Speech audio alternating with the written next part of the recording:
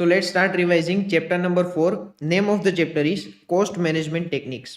एक बार चैप्टर का past trend देख लेते हैं, उसके बाद चैप्टर का कवरेज डिस्कस करेंगे और उसके बाद चैप्टर का रिवीजन स्टार्ट करेंगे। तो देखो, ये चैप्टर का पास्ट ट्रेंड एनालाइज करें तो एवरी अटेम्प्ट में ये चैप्टर में से कोई ना कोई क्वेश्चन जरूर आता है और एक बार एक अटेम्प्ट के अंदर ये चैप्टर में से 40 मार्क्स के क्वेश्चंस भी आए थे। तो पास्ट ट्रेंड को देख के अगर कुछ कंक्लूजन निकालना है तो डेफिनेटली ये chapter exam point of view से इंपॉर्टेंट तो है। ये चैप्टर में से 10 to 15 मार्क्स के क्वेश्चंस आने के चांसेस हैं और ये चैप्टर के अंदर वैसे नंबर ऑफ कॉन्सेप्ट ज़्यादा नहीं है, क्विकली फटाफट चैप्टर कंप्लीट हो जाएगा। एक बार चैप्टर का कवरेज डिस्कस कर लेते हैं, उसके बाद चैप्टर का रिवीजन स्टार्ट करेंगे। तो देखो, चैप्टर का नाम है कॉस्ट मैनेजमेंट टेक्निक्स। तो ये चैप्टर के अंदर सबसे पहले हम ये समझेंगे कि कॉस्ट मैनेजमेंट का मतलब क्या होता है। कॉस्ट मैनेजमेंट का मतलब क्या होता है वो समझने के बाद कॉस्ट मैनेजमेंट की टेक्निक्स देखेंगे। तो कॉस्ट मैनेजमेंट के अंदर ब्रॉडली दो चीज आती है, एक होता है कॉस्ट रिडक्शन, एक होता है कॉस्ट कंट्रोल। तो सबसे पहले हम समझेंगे कि cost reduction and cost control का मतलब क्या होता है, फिर कॉस्ट रिडक्शन करने की टेक्निक्स देखेंगे एंड कॉस्ट कंट्रोल करने की टेक्निक्स देखेंगे। कॉस्ट रिडक्शन करने के लिए काफी सारी टेक्निक्स का यूज होता है, पर उसमें से दो टेक्निक ये चैप्टर के अंदर दी है, target costing and life cycle costing. And cost control करने के लिए भी काफी सारी टेक्निक्स का यूज होता है, उसमें से पेरेटो एनालिसिस ये पर्टिकुलर चैप्टर के अंदर डिस्कस करेंगे। एंड में एक कॉन्सेप्ट रहेगा एनवायरमेंटल मैनेजमेंट अकाउंटिंग, उसको भी कॉस्ट मैनेजमेंट के साथ लिंक करेंगे। तो सबसे पहले हमारा डिस्कशन स्टार्ट होगा कॉस्ट कंट्रोल किसको कहेंगे एंड कॉस्ट रिडक्शन किसको कहेंगे। हमारा कॉन्सेप्ट नंबर 1 है कॉस्ट मैनेजमेंट। तो कॉस्ट मैनेजमेंट के अंदर दो चीज आती है, एक होता है कॉस्ट कंट्रोल, एक होता है कॉस्ट रिडक्शन। कॉस्ट कंट्रोल का मतलब क्या होता है, उसके नाम में ही लिखा है, हमें कॉस्ट कंट्रोल करना है। कॉस्ट कंट्रोल के अंदर कभी भी हम ये नहीं सोचेंगे कि हमें कॉस्ट रिड्यूस करना है। फॉर एग्जांपल, करंट ईयर में हमने सोचा है कि हमें 100 रुपये का एक्सपेंस करना है, हमने बजट बनाया है कि 100 रुपये का एक्सपेंस करना है, हमने स्टैंडर्ड सेट किया है कि 100 रुपये का एक्सपेंस हमें करना है। तो कॉस्ट कंट्रोल के अंदर हमारा एक ही फोकस होगा कि हमारा 100 रुपये का एक्सपेंस 100 से ज़्यादा नहीं होना चाहिए, हम 100 रुपये का एक्सपेंस कंट्रोल करने की ट्राई करेंगे। एंड कॉस्ट रिडक्शन के अंदर क्या होगा, हम स्टैंडर्ड को चैलेंज करेंगे। यहाँ पे हम स्टैंडर्ड को मीट करने की ट्राई करेंगे, यहाँ पे हम स्टैंडर्ड को चैलेंज करेंगे कि 100 रुपये का अगर हमने स्टैंडर्ड सेट किया है तो हमारा खर्चा 100 रुपये नहीं होना चाहिए बल्कि 90 रुपीज होना चाहिए। यानी कि कॉस्ट कंट्रोल फोकस करेगा पास्ट एंड प्रेजेंट के ऊपर कि पास्ट में 100 रुपये का खर्चा हुआ है तो प्रेजेंट में भी 100 रुपये का खर्चा होना चाहिए। कॉस्ट रिडक्शन फोकस करेगा प्रेजेंट एंड फ्यूचर में कि फ्यूचर में हमारा खर्चा 90 रुपीज का होना चाहिए। कॉस्ट रिडक्शन के अंदर जो भी सेविंग होगा वो परमानेंट इन नेचर होगा। मेरा एक ही टारगेट होगा कि मेरा 100 रुपये का बजट है या तो मेरा 100 रुपये का स्टैंडर्ड है, वो स्टैंडर्ड को मैं परमानेंटली कम कैसे कर सकता हूँ, मेरे कॉस्ट को मैं परमानेंटली कम कैसे कर सकता हूँ। तो कॉस्ट रिडक्शन के अंदर जो भी कॉस्ट सेविंग होगा वो परमानेंट इन नेचर होगा। कॉस्ट कंट्रोल के अंदर अगर गलती से कुछ सेविंग्स भी होता है तो वो परमानेंट इन नेचर नहीं होगा, वो टेम्पररी सेविंग होगा। कॉस्ट कंट्रोल के एग्जांपल्स, फॉर एग्जांपल हम स्टैंडर्ड कॉस्टिंग के अंदर जो भी चीज करते हैं उसको हम बोलेंगे कॉस्ट कंट्रोल, कि एक बार स्टैंडर्ड सेट किया है फिर वो स्टैंडर्ड को मीट करने की ट्राई करनी है। बजटरी कंट्रोल के अंदर हम जो भी चीज करते हैं उसको हम बोल सकते हैं कॉस्ट कंट्रोल।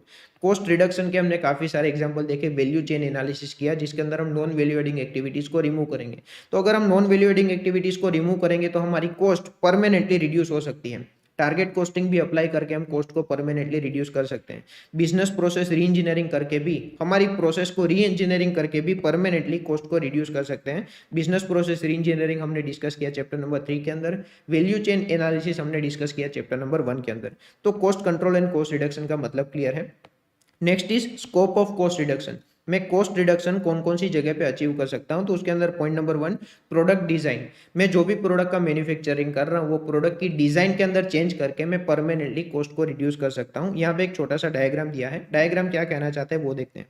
तो ये पर्टिकुलर फेज हमारा डिजाइन फेज है और ये पर्टिकुलर पॉइंट के बाद हमारा मैन्युफैक्चरिंग स्टार्ट होगा। तो ये पर्टिकुलर एग्जांपल कह रहा है कि आपका कॉस्ट कमिटमेंट, आपका 80% कॉस्ट कमिटमेंट आपका डिजाइन फेज के अंदर हो जाएगा। यानी कि जब तक आपकी प्रोडक्ट की डिजाइन फाइनलाइज होगी, डिजाइन जब तक फाइनलाइज होगी तब तक आपका 80% कॉस्ट कमिट हो जाएगा। कॉस्ट इनकर भले ही मैन्युफैक्चरिंग टाइम पे होगा पर कॉस्ट कमिटमेंट कब हो जाएगा, जब प्रोडक्ट की डिजाइन फाइनलाइज होगी तब। तो इसका मतलब आपके पास चांसेस काफी ज्यादा है कि जब तक प्रोडक्ट की डिजाइन फाइनलाइज नहीं हुई आप प्रोडक्ट की कॉस्ट रिड्यूस कर सकते हैं। एक बार डिजाइन फाइनलाइज हो गई इसका मतलब आपका 80% कॉस्ट का कमिटमेंट हो चुका है। डिजाइन फाइनलाइज होने के बाद बहुत कम चांसेस होंगे कि आप कॉस्ट रिड्यूस कर सकते हैं। जब तक डिजाइन फाइनलाइज नहीं होती तब तक आपके पास चांसेस है कि आप प्रोडक्ट की कॉस्ट को रिड्यूस कर सकते हैं। यही सेम टू सेम चीज लिखी है, 80% of the cost is committed during design phase, ease of change is highest during design phase. जब तक डिजाइन फेज चल रहा है तब तक चेंजेस के चांसेस ज्यादा है, जैसे ही डिजाइन फेज कंप्लीट हो जाएगा उसके बाद ज्यादा चेंजेस नहीं हो पाएंगे। Cost incurred increases rapidly once manufacturing start. जैसे ही मैन्युफैक्चरिंग स्टार्ट होगा कॉस्ट एक्चुअल में इनकर होना स्टार्ट हो जाएगा। मैन्युफैक्चरिंग स्टार्ट होने के बाद आप कॉस्ट रिडक्शन ज्यादा अचीव नहीं कर सकते। कॉस्ट रिडक्शन अचीव कर सकते हैं पर मेजोरिटी कॉस्ट रिडक्शन आप डिजाइन फेज के अंदर अचीव कर सकते हैं। Next is production plan program and method. अगर आपको कॉस्ट रिडक्शन अचीव करना है तो आपको प्रॉपर प्लानिंग करना होगा। प्लानिंग के अंदर ज्यादा टाइम इन्वेस्ट करना होगा, एफिशिएंट प्रोसीजर डेवलप करनी होगी ताकि आपके मेन पावर का इफेक्टिव यूटिलाइजेशन हो सके, मशीन की कोई भी आइडल कैपेसिटी ना रहे। अगर आपने ये सब चीज के ऊपर ध्यान दिया तो आप कॉस्ट रिडक्शन अचीव कर सकते हैं। Next is factory layout equipment. आपकी फैक्ट्री का लेआउट क्या है, फैक्ट्री के अंदर कौन कौन से इक्विपमेंट है उसका प्लानिंग करके भी आप कॉस्ट रिडक्शन अचीव कर सकते हैं। फॉर एग्जांपल आपको लगेगा नई टेक्नोलॉजी के अंदर इन्वेस्ट करने से हमारी पर यूनिट कॉस्ट कम हो सकती है, कोई प्लांट का रिप्लेसमेंट करने से भी हमारी पर यूनिट कॉस्ट कम हो सकती है। तो फैक्ट्री का लेआउट है, फैक्ट्री के अंदर जो भी इक्विपमेंट है उसका प्रॉपर प्लानिंग करके भी आप कॉस्ट रिडक्शन अचीव कर सकते हैं। And last point is organization. आपके ऑर्गेनाइजेशन में जितने भी लेबर्स है, जितने भी एम्प्लॉइज है, उसको प्रॉपर रोल्स एंड रिस्पॉन्सिबिलिटी देने से भी आपका कॉस्ट रिडक्शन अचीव हो सकता है। पर यह पॉइंट बोल रहा है कि रोल्स एंड रिस्पॉन्सिबिलिटी देने से एग्जैक्टली कितना कॉस्ट रिडक्शन अचीव होगा वो हमें पता नहीं चल सकता, पर प्रॉपर रोल्स एंड रिस्पॉन्सिबिलिटी होगी तो कॉस्ट रिडक्शन अचीव हो सकता है। तो कॉस्ट रिडक्शन कहाँ कहाँ पे अचीव हो सकता है, टोटल 4 जगह पे कॉस्ट रिडक्शन अचीव हो सकता है। प्रोडक्ट की डिजाइन के अंदर चेंज करो, फैक्ट्री की डिजाइन के अंदर चेंज करो, यानी कि फैक्ट्री के अंदर जितने भी इक्विपमेंट्स है उसका प्रॉपर प्लानिंग करो, प्रोडक्शन प्लानिंग के ऊपर ध्यान दो and proper roles and responsibility दो, तो आप कॉस्ट रिडक्शन अचीव कर सकते हैं। तो यहाँ पे cost control and cost reduction का मतलब क्या होता है वो डिस्कशन कंप्लीट हुआ। अभी के लिए हमारा कॉन्सेप्ट नंबर 2 होगा टारगेट कॉस्टिंग। आराम से समझना टारगेट कॉस्टिंग का कॉन्सेप्ट हमें क्या कहना चाहता है। तो ट्रेडिशनली क्या होता था, ट्रेडिशनली हम ये सोच रहे थे कि हमें ये प्रोडक्ट का बिजनेस करना है, ये प्रोडक्ट का हम मैन्युफैक्चरिंग करेंगे एंड अल्टीमेटली ये प्रोडक्ट को हम मार्केट के अंदर सेल करेंगे। तो सबसे पहले हम डिजाइन डिसाइड करते हैं कि ये प्रोडक्ट की इतनी डिजाइन होगी, ये डिजाइन को फुलफिल करने के लिए इतना कॉस्ट इनकर करना होगा, तो हमें पता चलेगा हमारी कॉस्ट कितनी है। कॉस्ट के अंदर हम प्रॉफिट मार्जिन ऐड करेंगे and ultimately selling price decide करेंगे। तो कॉस्ट प्लस मार्जिन मॉडल के अंदर क्या था, सबसे पहले कॉस्ट डिसाइड होगी, उसके अंदर प्रॉफिट मार्जिन ऐड होगा and ultimately selling price decide होगी। पर टारगेट कॉस्टिंग बोल रहा है कि आज के जमाने की कॉम्पिटिटिव एनवायरनमेंट में अगर आपको बिजनेस करना है तो आप सबसे पहले कॉस्ट डिसाइड मत करो, आप क्या करो कि ये देखो कि मार्केट के अंदर क्या सेलिंग प्राइस चल रही है। इसका मतलब कंपलसरी आपके प्रोडक्ट की भी वही सेलिंग प्राइस होनी चाहिए। सेलिंग प्राइस में से आप डिसाइड करो कि आपको प्रॉफिट मार्जिन कितना चाहिए। तो टारगेट कॉस्टिंग का कॉन्सेप्ट बोल रहा है कि सबसे पहले आपको डिजायर्ड सेलिंग प्राइस डिसाइड करनी होगी, डिजायर्ड सेलिंग प्राइस में से आपको डिजायर्ड प्रॉफिट डिडक्ट करना होगा, उसके बाद जितना भी कॉस्ट रहता है ये पर्टिकुलर कॉस्ट के अंदर आपको कंपलसरी प्रोडक्ट का मैन्युफैक्चरिंग करना होगा। और यही कॉस्ट को प्यार से हम नाम क्या देंगे, टारगेट कॉस्टिंग। तो ट्रेडिशनली क्या होता था, सबसे पहले कॉस्ट डिसाइड होगी, कॉस्ट के अंदर प्रॉफिट ऐड होगा, अल्टीमेटली सेलिंग प्राइस डिसाइड होगी। टारगेट कॉस्ट बोल रहा है कि आप सबसे पहले ये देखो कि मार्केट के अंदर क्या सेलिंग प्राइस है, आपको भी वही सेलिंग प्राइस रखनी होगी, फिर उसमें से आप डिजायर्ड प्रॉफिट मार्जिन डिडक्ट करो तो आपको मिलेगा कि आपको कितनी कॉस्ट के अंदर मैन्युफैक्चरिंग करना है। और यही कॉस्ट को प्यार से हम कहेंगे टारगेट कॉस्ट। टारगेट कॉस्ट मतलब कि ये कॉस्ट हमें अचीव करनी है, ये हमारा टारगेट है। Next is steps of target costing. अगर टारगेट कोस्टिंग को इंप्लीमेंट करना है तो कौन कौन से स्टेप्स आपको फॉलो करने होंगे। ये सारे steps exam point of view से इंपॉर्टेंट नहीं है, क्विकली एक बार देख लेते हैं। तो step number 1, reorient culture of thinking and attitude. सोचने का तरीका बदलना होगा। अभी के लिए हमारा सबसे पहला फोकस ये होगा कि कस्टमर की नीड क्या है एंड मार्केट ड्रिवन प्राइसेस क्या है, मार्केट में क्या प्राइस चल रही है, सबसे पहले हमें ये सोचना होगा। तो स्टेप नंबर 1 हमारा सोचने का तरीका बदलना होगा। Step number 2, identify the market requirement. आपको एग्जैक्टली मार्केट की क्या क्या रिक्वायरमेंट है वो आइडेंटिफाई करनी होगी। मार्केट को कौन से टाइप की डिजाइन चाहिए, कौन कौन सी यूटिलिटी प्रोडक्ट के अंदर मार्केट में चाहिए, नीड कौन कौन सी प्रोडक्ट में से सेटिस्फाई होनी चाहिए। तो स्टेप नंबर 2 में हम एग्जैक्टली मार्केट की क्या क्या रिक्वायरमेंट है वो आइडेंटिफाई करेंगे। स्टेप नंबर 3 के अंदर market driven target selling price decide करेंगे, हमारा वॉल्यूम क्या होगा वो डिसाइड करेंगे। मार्केट की एग्जैक्ट रिक्वायरमेंट जानने के बाद हम ये सोचेंगे कि हमारे प्रोडक्ट की सेलिंग प्राइस क्या होनी चाहिए और इतनी सेलिंग प्राइस अगर हम रखेंगे तो कितनी सेल्स क्वांटिटी का हम सेलिंग कर सकते हैं। यानी कि सबसे पहले टारगेट सेलिंग प्राइस डिसाइड करो, ये टारगेट सेलिंग प्राइस पे हम कितने वॉल्यूम का सेलिंग कर सकते हैं। फिर टारगेट प्रॉफिट मार्जिन डिडक्ट होगा तो अल्टीमेटली हमें मिलेगा टारगेट कॉस्ट। तो स्टेप नंबर 4 का डिस्कशन कंप्लीट हुआ। स्टेप नंबर 4 ए बोल रहा है कि you will have to establish a balance between target cost and requirement. हमने जो भी रिक्वायरमेंट सोची है, हमने जो भी रिक्वायरमेंट कलेक्ट की है, वो रिक्वायरमेंट भी फुलफिल होनी चाहिए और हमारा टारगेट कॉस्ट भी अचीव होना चाहिए। यानी कि टारगेट कॉस्ट एंड रिक्वायरमेंट के बीच में हमें बैलेंस मेंटेन करना होगा। Next is establish the target costing process. Target cost को अचीव करने के लिए टारगेट कॉस्टिंग प्रोसेस इंप्लीमेंट करनी होगी। कौन कौन से लोग होंगे जो टारगेट कॉस्टिंग के लिए रिस्पॉन्सिबल होंगे, उसकी रोल्स एंड रिस्पॉन्सिबिलिटी क्या होगी, एंड वो सारे लोग कौन कौन से टूल्स एंड टेक्निक्स का यूज करेंगे। नेक्स्ट स्टेप हमारा होगा brainstorm and analyse the alternative. हम ब्रेनस्टॉर्मिंग करेंगे कि जो भी हमें टारगेट कॉस्ट अचीव करना है वो प्रैक्टिकली टारगेट कॉस्ट कैसे अचीव हो सकता है। Multiple concepts and multiple designs will be developed for both product and manufacturing process. Product की डिजाइन कैसी होगी उसके लिए अल्टरनेटिव डेवलप किए जाएंगे। प्रोडक्ट की डिजाइन फाइनलाइज होने के बाद मैन्युफैक्चरिंग प्रोसेस कैसी होगी उसके लिए भी अल्टरनेटिव डेवलप किए जाएंगे। Establish product cost model for each concept. यहाँ पे हमने जितने भी कॉन्सेप्ट डेवलप किए हैं, यहाँ पे हमने जितने भी अल्टरनेटिव्स डेवलप किए हैं, उसके लिए हमें कॉस्ट मॉडल डिसाइड करना होगा कि अल्टरनेटिव 1 चूज किया तो हमारा कॉस्ट क्या होगा, अल्टरनेटिव 2 चूज किया तो हमारा कॉस्ट मॉडल क्या होगा। Next step, use the tools to close the gap between step number 6A and step number 4A। Step number 6A के अंदर हमने देखा कि कौन से अल्टरनेटिव का कितना कॉस्ट होगा, एंड स्टेप नंबर 4A के अंदर हमने आइडेंटिफाई किया कि हमारा टारगेट कॉस्ट क्या होगा। तो target cost and various alternative का जितना भी कॉस्ट है उसके बीच में जो भी गैप होगा वो गैप को रिमूव करने की ट्राई करेंगे। गैप को कैसे रिमूव करेंगे, वैल्यू इंजीनियरिंग या तो वैल्यू एनालिसिस का यूज करके हम गैप को रिमूव करने की ट्राई करेंगे। हमारा नेक्स्ट कॉन्सेप्ट होगा value engineering and value analysis क्या होता है। स्टेप नंबर 7A बोल रहा है कि आपको नॉन वैल्यू एडिंग एक्टिविटीज को रिमूव करना है, एंड डेफिनेटली आप एक्टिविटी बेस्ड कॉस्टिंग का यूज कर सकते हैं अगर कॉस्ट को डिटेल में एनालाइज करना है तो नॉन वैल्यू एडिंग एक्टिविटीज तो डेफिनेटली रिमूव करेंगे ताकि हमारी कॉस्ट रिड्यूस हो सके। एंड कॉस्ट को डिटेल में एनालाइज करने के लिए हम एक्टिविटी बेस्ड कॉस्टिंग का भी यूज कर सकते हैं जो हमने डिस्कस किया है चैप्टर नंबर 9 के अंदर। एंड लास्ट एंड में सबसे स्टेप होगा कि आपको cost reduction and continuous improvement के ऊपर लाइफ टाइम तक फोकस करना है। ये वन टाइम एक्सरसाइज नहीं है, आपको लाइफ टाइम ये सोचना है कि आप कंटिन्यूअस बेसिस पे कॉस्ट को कैसे रिड्यूस कर सकते हैं। तो स्टेप्स ऑफ टारगेट कॉस्टिंग यहाँ पे कंप्लीट हुआ। सबसे पहले हमें सोचने का तरीका बदलना होगा। सोचने का तरीका बदलने के बाद एग्जैक्ट मार्केट की क्या क्या रिक्वायरमेंट है वो आइडेंटिफाई करनी होगी in terms of design, in terms of utility, in terms of need. ये सब आइडेंटिफाई करने के बाद आपको टारगेट सेलिंग प्राइस डिसाइड करनी होगी, टारगेट वॉल्यूम डिसाइड करना होगा, उसमें से डिजायर्ड प्रॉफिट मार्जिन डिडक्ट करना होगा, तो आपको क्या मिलेगा, टारगेट कॉस्ट। टारगेट कॉस्ट मिलने के बाद टारगेट कॉस्ट एंड रिक्वायरमेंट के बीच में बैलेंस मेंटेन करना है। ये स्टेप के अंदर आपको फाइनलाइज करना है कि आपको कितनी कॉस्ट के अंदर प्रोडक्ट का प्रोडक्शन करना है। टारगेट कॉस्ट एक बार फाइनल हो जाएगी उसके बाद टारगेट कॉस्टिंग की प्रोसेस सेट करनी है।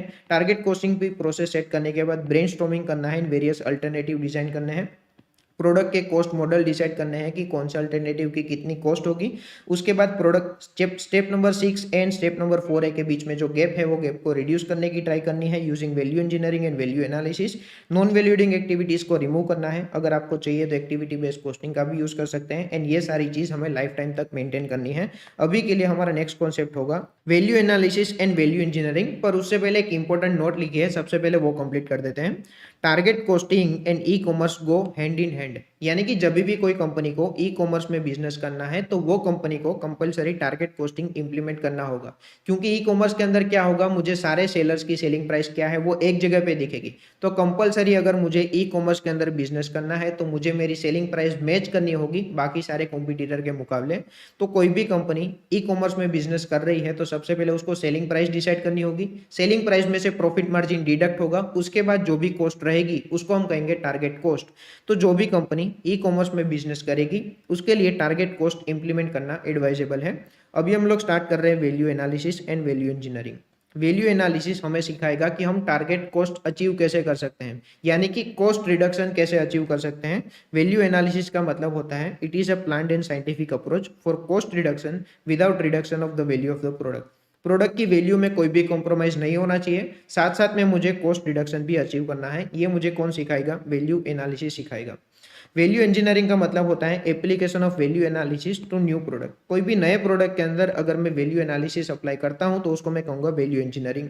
तो सबसे पहले मुझे क्या करना होगा, at the first stage all existing variances should be removed, यानी कि there should be no difference between standard cost and actual cost. Standard को चैलेंज करने की बात बाद में आएगी, सबसे पहले मुझे स्टैंडर्ड को मीट तो करना होगा।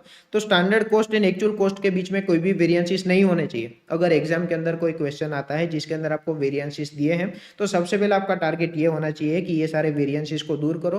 वेरिएंसेस को दूर करने के बाद हम स्टैंडर्ड को चैलेंज करेंगे। सबसे पहले स्टैंडर्ड को मैच तो करो, स्टैंडर्ड को मैच करने के बाद स्टैंडर्ड को चैलेंज करने की ट्राई करेंगे। अभी हम लोग स्टार्ट कर रहे हैं कि वैल्यू एनालिसिस का यूज करके हम प्रैक्टिकली कॉस्ट रिडक्शन कैसे अचीव कर सकते हैं। तो देखो, वैल्यू एनालिसिस बोल रहा है कि आपको प्रोडक्ट की कॉस्ट रिड्यूस करनी है। तो आप ऐसे ही हवा में मत सोचो कि यार प्रोडक्ट की कॉस्ट में कहाँ पे रिड्यूस कर सकता हूँ। वैल्यू एनालिसिस ने आपको कुछ लॉजिकल डायरेक्शन दी है, ये पर्टिकुलर डायरेक्शन के अंदर सोच के आप प्रोडक्ट की कॉस्ट रिड्यूस कर सकते हैं। क्या डायरेक्शन दी है वो देखते हैं।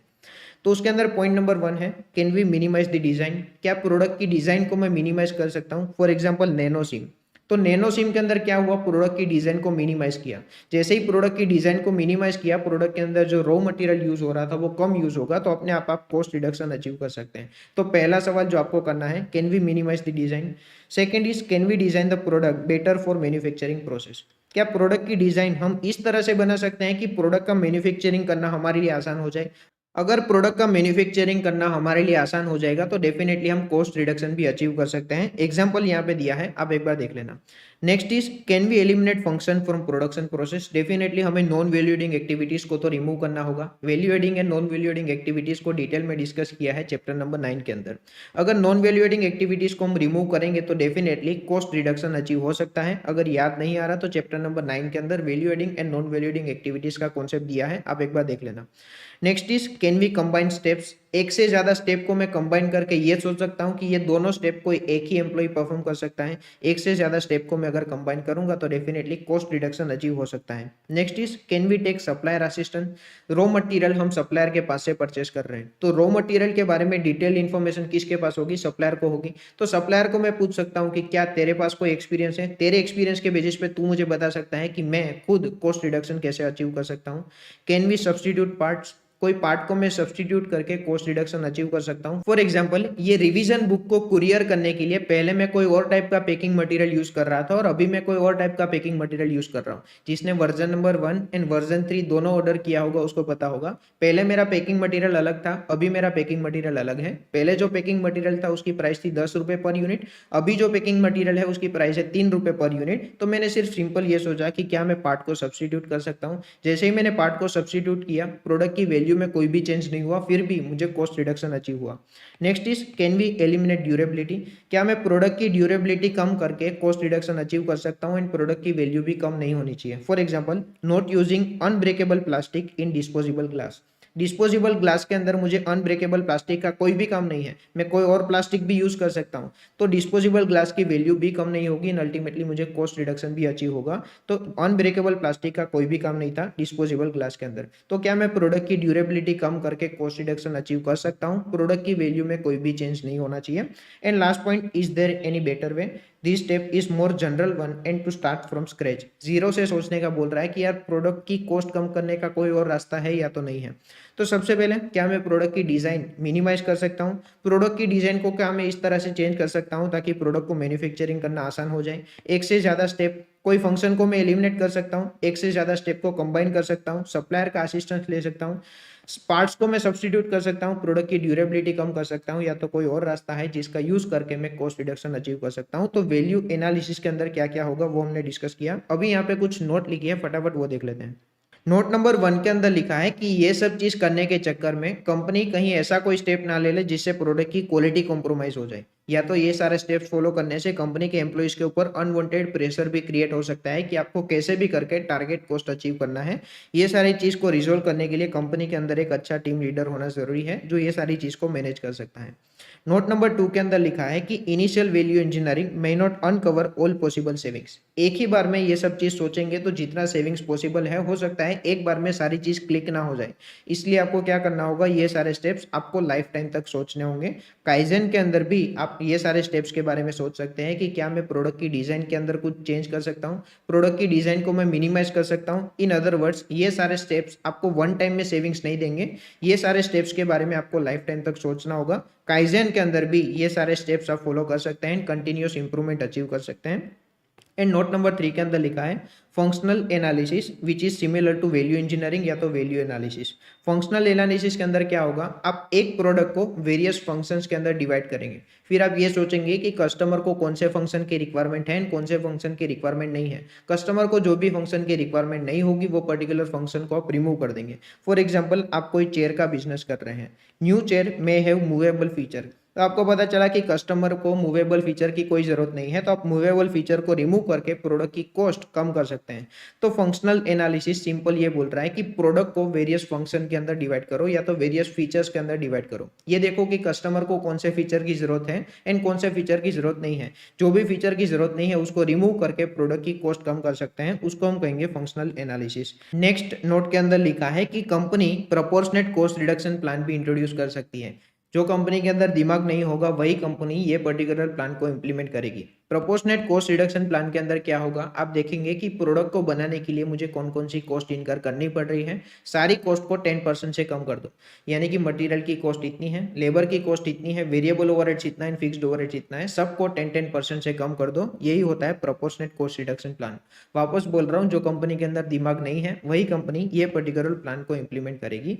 एंड लास्ट नोट आप एक बार देख लेना, क्लियर हो जाएगा। अभी के लिए हमारा नेक्स्ट कॉन्सेप्ट होगा principles of target costing.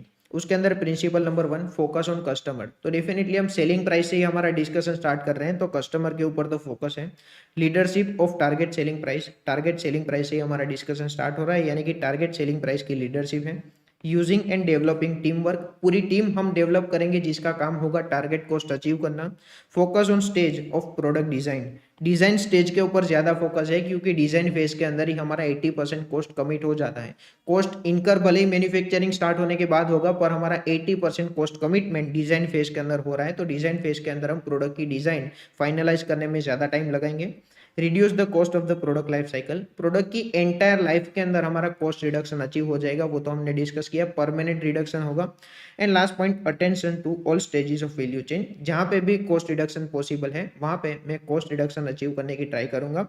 Value chain के सारे स्टेज के अंदर हमारा फोकस होगा, सारे स्टेज के अंदर हमारा अटेंशन होगा ताकि हम कॉस्ट रिड्यूस कर सकते हैं। तो principles of target costing complete हुआ। Next is impact of target costing on profitability. Target costing अगर मैं इंप्लीमेंट करता हूं तो मेरी प्रॉफिटेबिलिटी के ऊपर क्या इंपैक्ट आएगी। तो टारगेट कोस्टिंग इंप्लीमेंट करने से मेरी कॉस्ट कम होगी, एंड अगर मेरी कॉस्ट कम होगी तो डेफिनेटली मेरी प्रॉफिटेबिलिटी इंक्रीज होगी। And second is strategic selection of selling price. Selling price को मैं स्ट्रेटेजिकली सिलेक्ट कर रहा हूँ, सेलिंग प्राइस को सिलेक्ट करने में कितना टाइम इन्वेस्ट कर रहा हूँ, मार्केट को इन डेप्थ एनालिसिस करूंगा। मार्केट का इन डेप्थ एनालिसिस करने के बाद मैं सेलिंग प्राइस को डिसाइड करूंगा। सेलिंग प्राइस को मैं इस तरह से डिसाइड करूंगा ताकि मैं मैक्सिमम क्वांटिटी का सेलिंग कर सकूं। तो टारगेट कॉस्टिंग के अंदर स्टेप नंबर 1 ये है कि सेलिंग प्राइस डिसाइड करो। सेलिंग प्राइस डिसाइड करने के अंदर मैं काफी ज्यादा मार्केट का एनालिसिस करूंगा, यानी कि मेरा सेलिंग प्राइस का सिलेक्शन स्ट्रेटेजिक सिलेक्शन होगा ताकि मैं मैक्सिमम यूनिट का सेलिंग कर सकता हूँ। तो अगर मैंने टारगेट कॉस्टिंग इंप्लीमेंट किया है, मैं मैक्सिमम यूनिट सेल कर सकूं, उस तरह से सेलिंग प्राइस डिसाइड करूंगा तो डेफिनेटली प्रॉफिटेबिलिटी इंक्रीज होगी। एंड टारगेट कॉस्टिंग अगर मैं इंप्लीमेंट करता हूं तो मेरी कॉस्ट भी कम हो सकती है, एंड अगर कॉस्ट कम होगी तो मेरी प्रॉफिटेबिलिटी भी इंक्रीज होगी। नेक्स्ट कॉन्सेप्ट हमारा है pros and cons of target costing. एक बार क्विकली देख लेते हैं। Pros and cons of target costing exam point of view से इंपॉर्टेंट नहीं है। Closer relationship with supplier, value analysis के अंदर हमने देखा कि कॉस्ट रिडक्शन अचीव करने के लिए हम सप्लायर का असिस्टेंस भी लेंगे, तो वो सब चीज करने से सप्लायर के साथ अच्छे रिलेशनशिप मेंटेन होंगे। Enhance employee awareness and empowerment, employees को हमारी प्रोसेस के बारे में डिटेल में पता होगा, प्रोडक्ट की डिजाइन के बारे में डिटेल में पता होगा। एडिशनली हम एम्प्लॉइज को भी पूछेंगे कि हम कॉस्ट रिडक्शन कैसे अचीव कर सकते हैं, तो वो सब चीज करने से एम्प्लॉय की अवेयरनेस इंक्रीज होगी, एम्प्लॉय का एम्पावरमेंट इंक्रीज होगा। Proper planning before production starts, तो वो तो डेफिनेटली होगा। प्रोएक्टिव अप्रोच है फॉर कॉस्ट मैनेजमेंट, ये रिएक्टिव अप्रोच नहीं है, कोई चीज होने के बाद अपना रिएक्शन नहीं देगा, पहले से डिटेल में प्लानिंग कर रहा है, यानी कि ये प्रोएक्टिव अप्रोच है। Selection of lowest cost value adding activities and elimination of non value adding activities, non value adding activities को रिमूव कर दूंगा। एंड वैल्यू एडिंग एक्टिविटीज के अंदर भी lowest cost value adding activities को मैं सिलेक्ट करूंगा। Best value with real savings, real savings होगा, कोई टेम्पररी सेविंग नहीं होगा, परमानेंट कॉस्ट सेविंग मुझे अचीव हो सकता है। helps in creating company's competitive future by creating the product that meet the price which is required by the market। Market को जो प्राइस चाहिए वही प्राइस को हम मीट करके प्रोडक्ट क्रिएट करेंगे, और ये चीज करने से कंपनी का कॉम्पिटिटिव फ्यूचर डेवलप होगा, कंपनी अपने कॉम्पिटिटर के मुकाबले अच्छा परफॉर्म कर सकती है। एंड कंपनी को कॉम्पिटिटिव एडवांटेज भी मिलेगा। इसकी एक मेमोरी टेक्निक है, सप्लायर और एम्प्लॉय की हेल्प लेके प्लान में वैल्यू एडिशन करो तो कॉम्पिटिटिव एडवांटेज मिलेगा। यह है सप्लायर एंड एम्प्लॉय की हेल्प लेके प्लान में वैल्यू एडिशन करो तो कॉम्पिटिटिव एडवांटेज मिलेगा। आप एक बार देख लेना, क्लियर हो जाएगा। सप्लायर के साथ अच्छे रिलेशनशिप होंगे, एम्प्लॉय की अवेयरनेस इन एम्पावरमेंट इंक्रीज होगा, प्रॉपर प्लानिंग होगा प्रोडक्शन स्टार्ट होने से पहले, ये प्रोएक्टिव अप्रोच है। नॉन वैल्यू एडिंग एक्टिविटीज को रिमूव करूंगा and lowest cost value adding activities को मैं सिलेक्ट करूंगा। कंपनी का कॉम्पिटिटिव फ्यूचर डेवलप होगा क्योंकि हम वो प्राइस पे प्रोडक्शन कर रहे हैं जो प्राइस मार्केट को चाहिए एंड एडिशनली कंपनी को कॉम्पिटिटिव एडवांटेज भी मिलेगा। अभी हम स्टार्ट कर रहे हैं cons of target costing. Target costing के कॉन्स कौन कौन से हैं फटाफट डिस्कस करते हैं। Point number 1, requirement of detailed cost data. तो डेफिनेटली अगर मुझे कॉस्ट रिडक्शन अचीव करना है तो डिटेल्ड कॉस्ट डेटा की तो रिक्वायरमेंट होगी। पॉइंट नंबर 2, लेंथी प्रोसेस तो है ही। Point number 3, difficult to reach consensus. कोई बोलेगा कि अल्टरनेटिव 1 चूज करेंगे तो हमें लॉन्ग टर्म में फायदा होगा, कोई बोलेगा अल्टरनेटिव 2 चूज करेंगे तो लॉन्ग टर्म में फायदा होगा। तो सबके अलग अलग ओपिनियंस होंगे, तो सेम ओपिनियन पे कंक्लूजन आएगा। ये हो सकता है difficult to reach consensus. Next is quality में भी कॉम्प्रोमाइज। टारगेट कॉस्ट अचीव करने के लिए हो सकता है क्वालिटी कॉम्प्रोमाइज हो सकती है। Finger pointing, for example engineering staff will not be happy if they are finger pointed.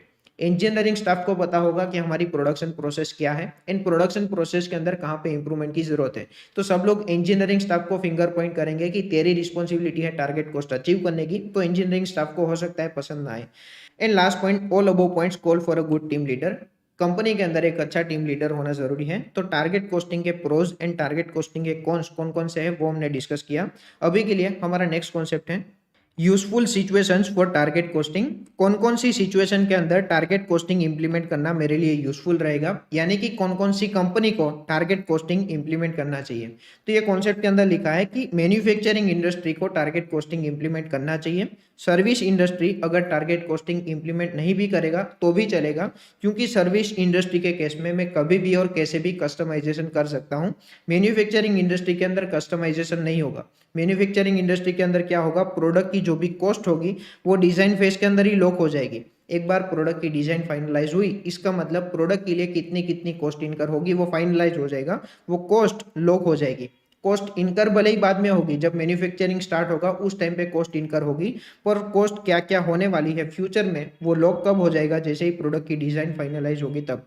तो इस केस में वो सारी कंपनी को टारगेट कॉस्टिंग इंप्लीमेंट करना फायदेमंद है। Additionally industries with diversification of product line, एक से ज्यादा प्रोडक्ट का प्रोडक्शन करना है, इसका मतलब एक से ज्यादा मैन्युफैक्चरिंग प्रोसेस होगी, और जब एक से ज्यादा मैन्युफैक्चरिंग प्रोसेस होगी वो सारी कंपनी को डिटेल में देखना होगा कि कौन सी मैन्युफैक्चरिंग प्रोसेस हमारे लिए फायदेमंद है, ताकि हमारा कॉस्ट रिडक्शन हो सके एंड अल्टीमेटली हम टारगेट कॉस्ट भी अचीव कर सके।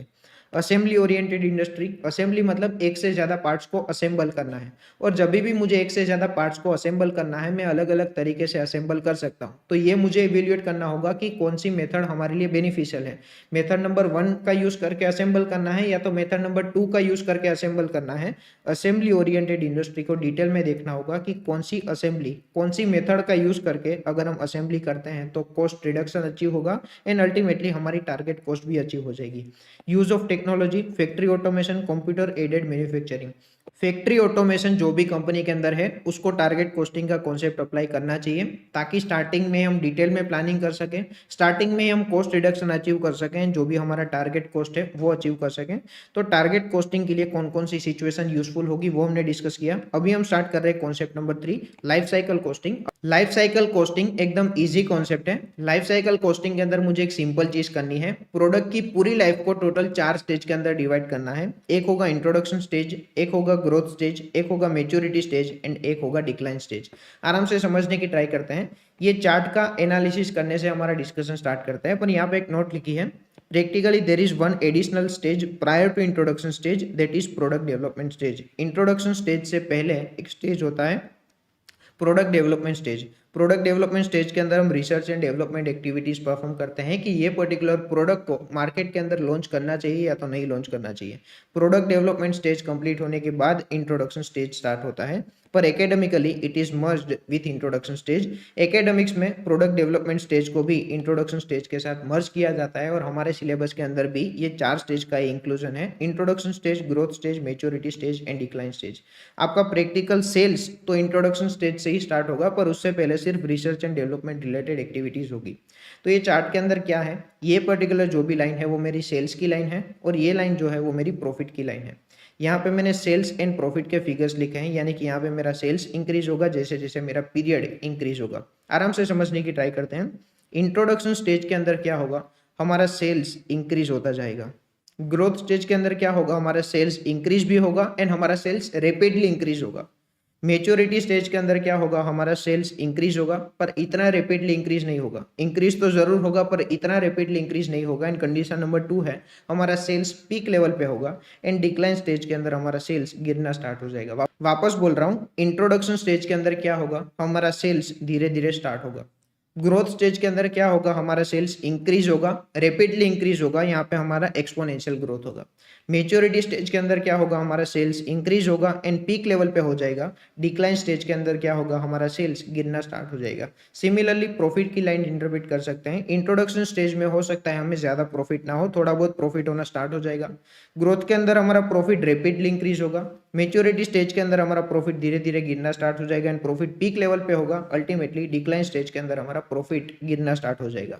तो हमने सेल्स एंड प्रॉफिट की क्या इंपैक्ट होगी वो चार्ट वाइज देख लिया। अभी हम क्या करेंगे, मैं आपको नंबर्स प्रोवाइड करूंगा। नंबर्स के बेसिस पे आपको आइडेंटिफाई करना है कि कौन सा इंट्रोडक्शन स्टेज में होगा, कौन सा ग्रोथ में होगा, कौन सा मेच्योरिटी में होगा एंड कौन सा डिक्लाइन में होगा। वापस से क्विकली एक बार रिवाइज कर देता हूँ। इंट्रोडक्शन स्टेज जो होगा वो स्टार्टिंग का होगा। जैसे ही आपको पता चलेगा कि यहाँ पे एक्सपोनेंशियल ग्रोथ हुआ, आपका सेल्स रैपिडली इंक्रीज हो रहा है, उसको हम कहेंगे ग्रोथ स्टेज। मेच्योरिटी स्टेज के अंदर हमारा सेल्स इंक्रीज होगा एंड पीक लेवल पे होगा। डिक्लाइन स्टेज के अंदर हमारा सेल्स गिरना स्टार्ट हो जाएगा। अभी मैं आपको सेल्स के नंबर प्रोवाइड कर रहा हूँ, उसके बेसिस पे आपको आइडेंटिफाई करना है कि कौन सा इंट्रोडक्शन में आएगा, कौन सा ग्रोथ में आएगा, कौन सा मेच्योरिटी एंड कौन सा डिक्लाइन के अंदर आएगा। मैं आपको नंबर्स प्रोवाइड कर रहा हूँ, ध्यान से देखना। तो वीक 1 से लेके 10th वीक तक मेरा सेल्स था 220 units.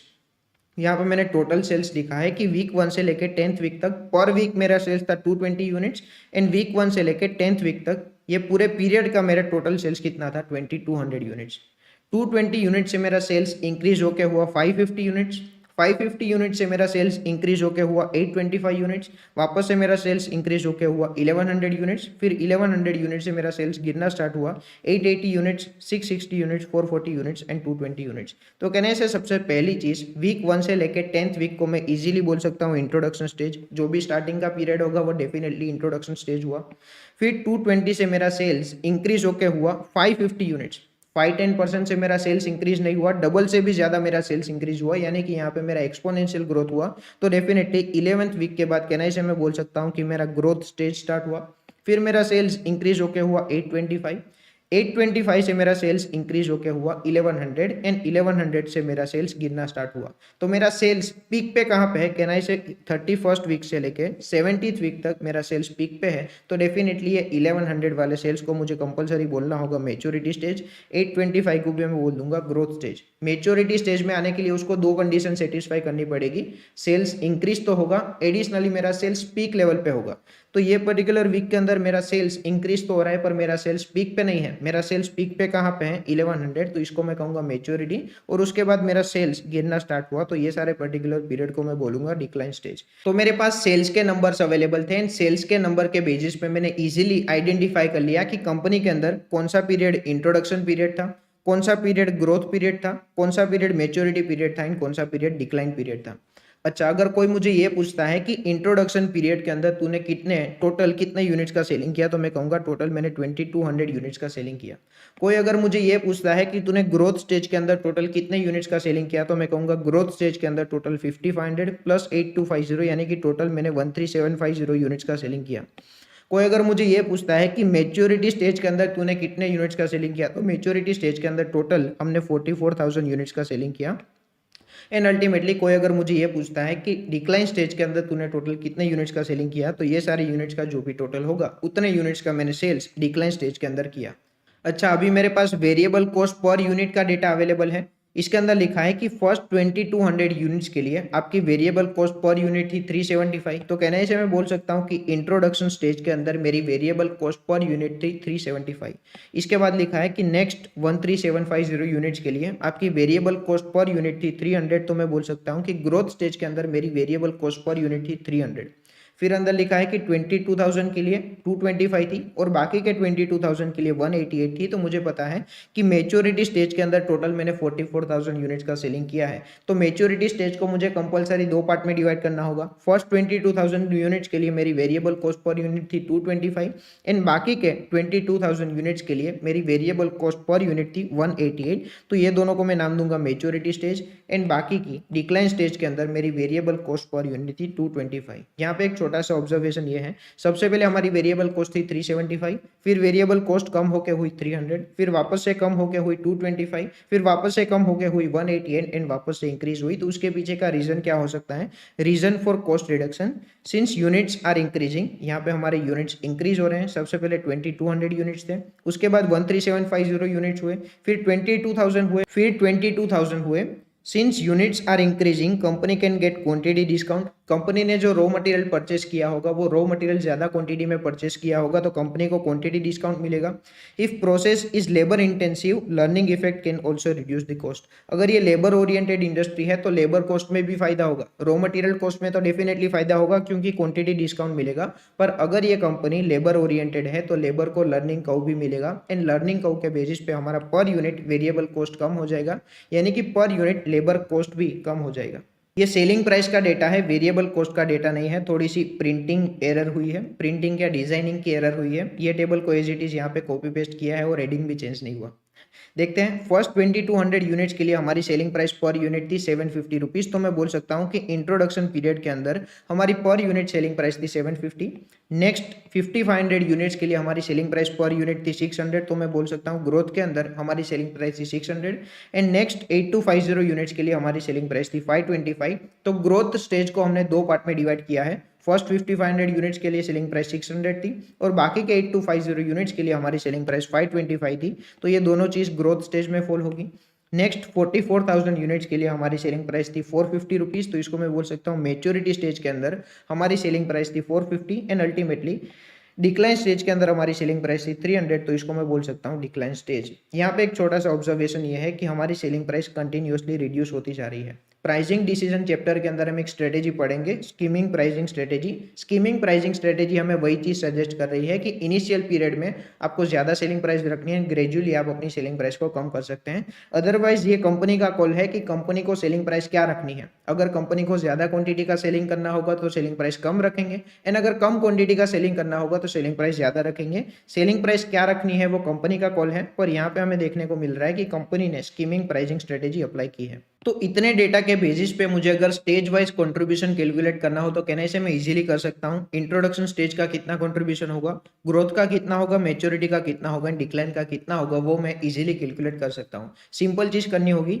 Selling price per unit minus variable cost per unit करूंगा तो मुझे मिलेगा contribution per unit and contribution per unit को मैं टोटल यूनिट से मल्टीप्लाई कर दूंगा तो मुझे क्या मिलेगा, टोटल कंट्रीब्यूशन। इंट्रोडक्शन स्टेज का क्या होगा, selling price minus variable cost यानी कि 750 माइनस 375, उसको मैं टोटल नंबर ऑफ यूनिट से मल्टीप्लाई कर दूंगा तो मुझे पता चल जाएगा कि इंट्रोडक्शन के अंदर मेरा कंट्रीब्यूशन क्या था। ग्रोथ को मुझे दो पार्ट में डिवाइड करना होगा क्योंकि सेलिंग प्राइस अलग अलग है। फर्स्ट 5500 यूनिट्स के लिए सेलिंग प्राइस 600 है एंड नेक्स्ट 8250 यूनिट्स के लिए सेलिंग प्राइस 525 है। तो फर्स्ट 5500 यूनिट्स के लिए क्या करना होगा, 600 माइनस 300 इंटू 5500 एंड बाकी के 8250 यूनिट्स के लिए मुझे क्या करना होगा, 525 minus 300 into 8250 units. Maturity stage को भी मुझे दो पार्ट में कैलकुलेट करना होगा क्योंकि फर्स्ट 22,000 के लिए अलग वेरिएबल कॉस्ट है एंड बाकी के 22,000 यूनिट्स के लिए अलग वेरिएबल कॉस्ट है। फर्स्ट 22,000 के लिए क्या होगा, 450 माइनस 225 इंटू 22,000 एंड बाकी के 22,000 यूनिट्स के लिए क्या करना होगा, 450 minus 188 into 22,000 and decline stage का भी मैं इजीली कैलकुलेट कर सकता हूँ। हमने जो भी डिस्कस किया वो मैंने यहाँ पे लिखा है।